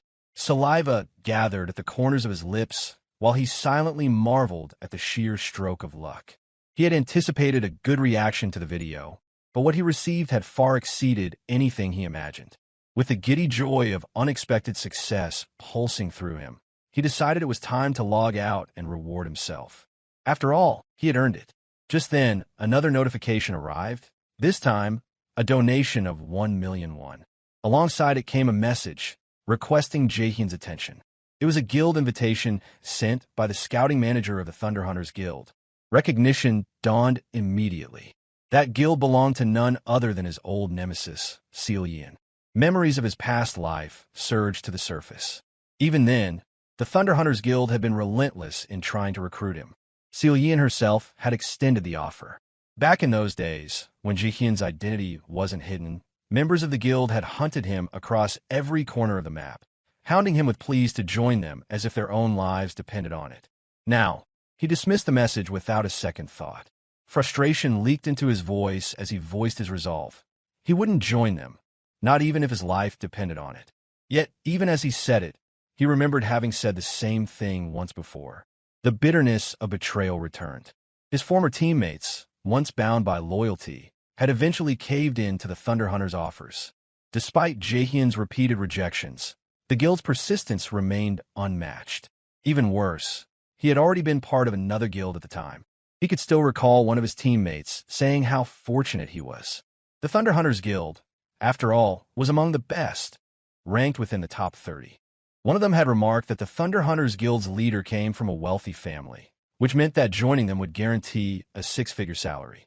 Another chimed in, claiming it made perfect sense that a player of Jaehyeon's caliber would be in their radar.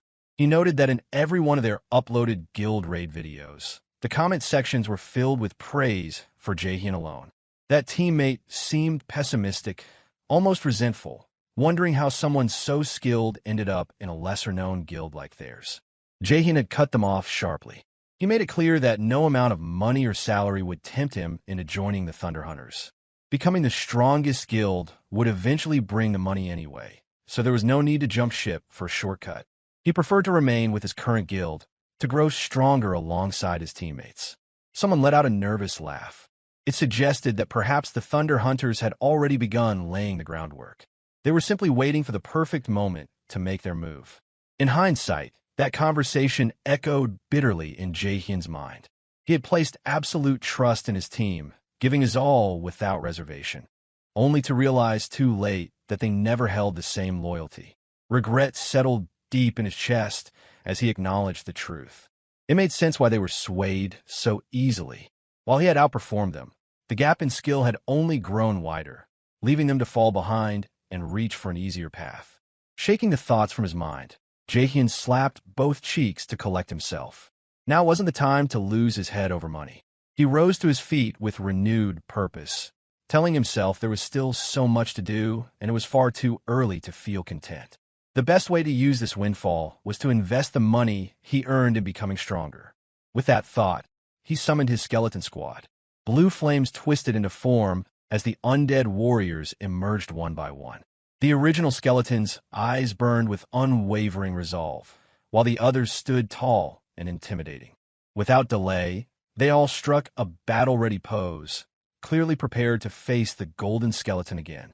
But Jaehyeon immediately shut down their enthusiasm, grumbling that the golden skeleton had already been taken care of. A slew of annoyed curses followed as he waved them off.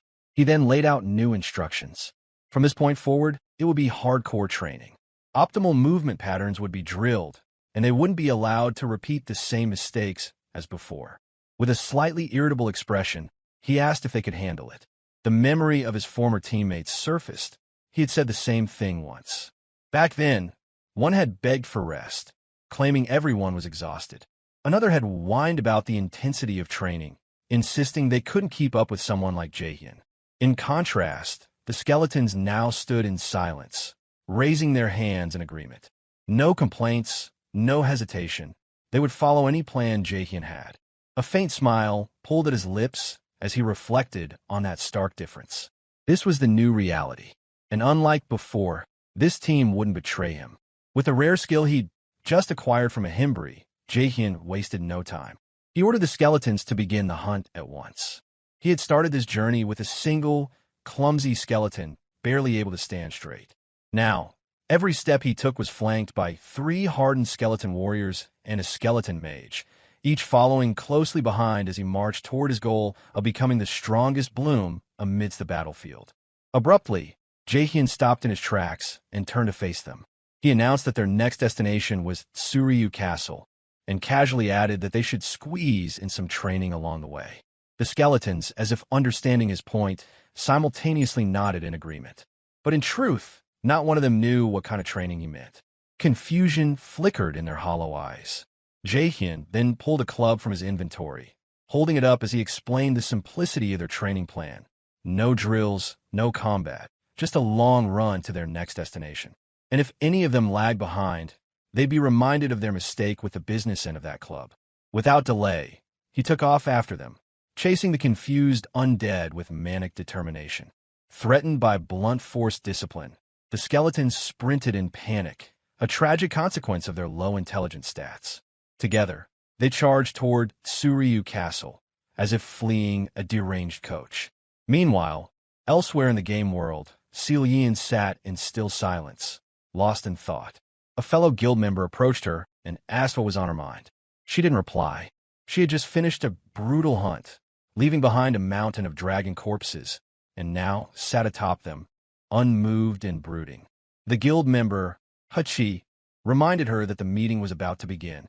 Descending from her throne of carnage, Jian finally spoke, asking for an update on the corrupted Count quest line.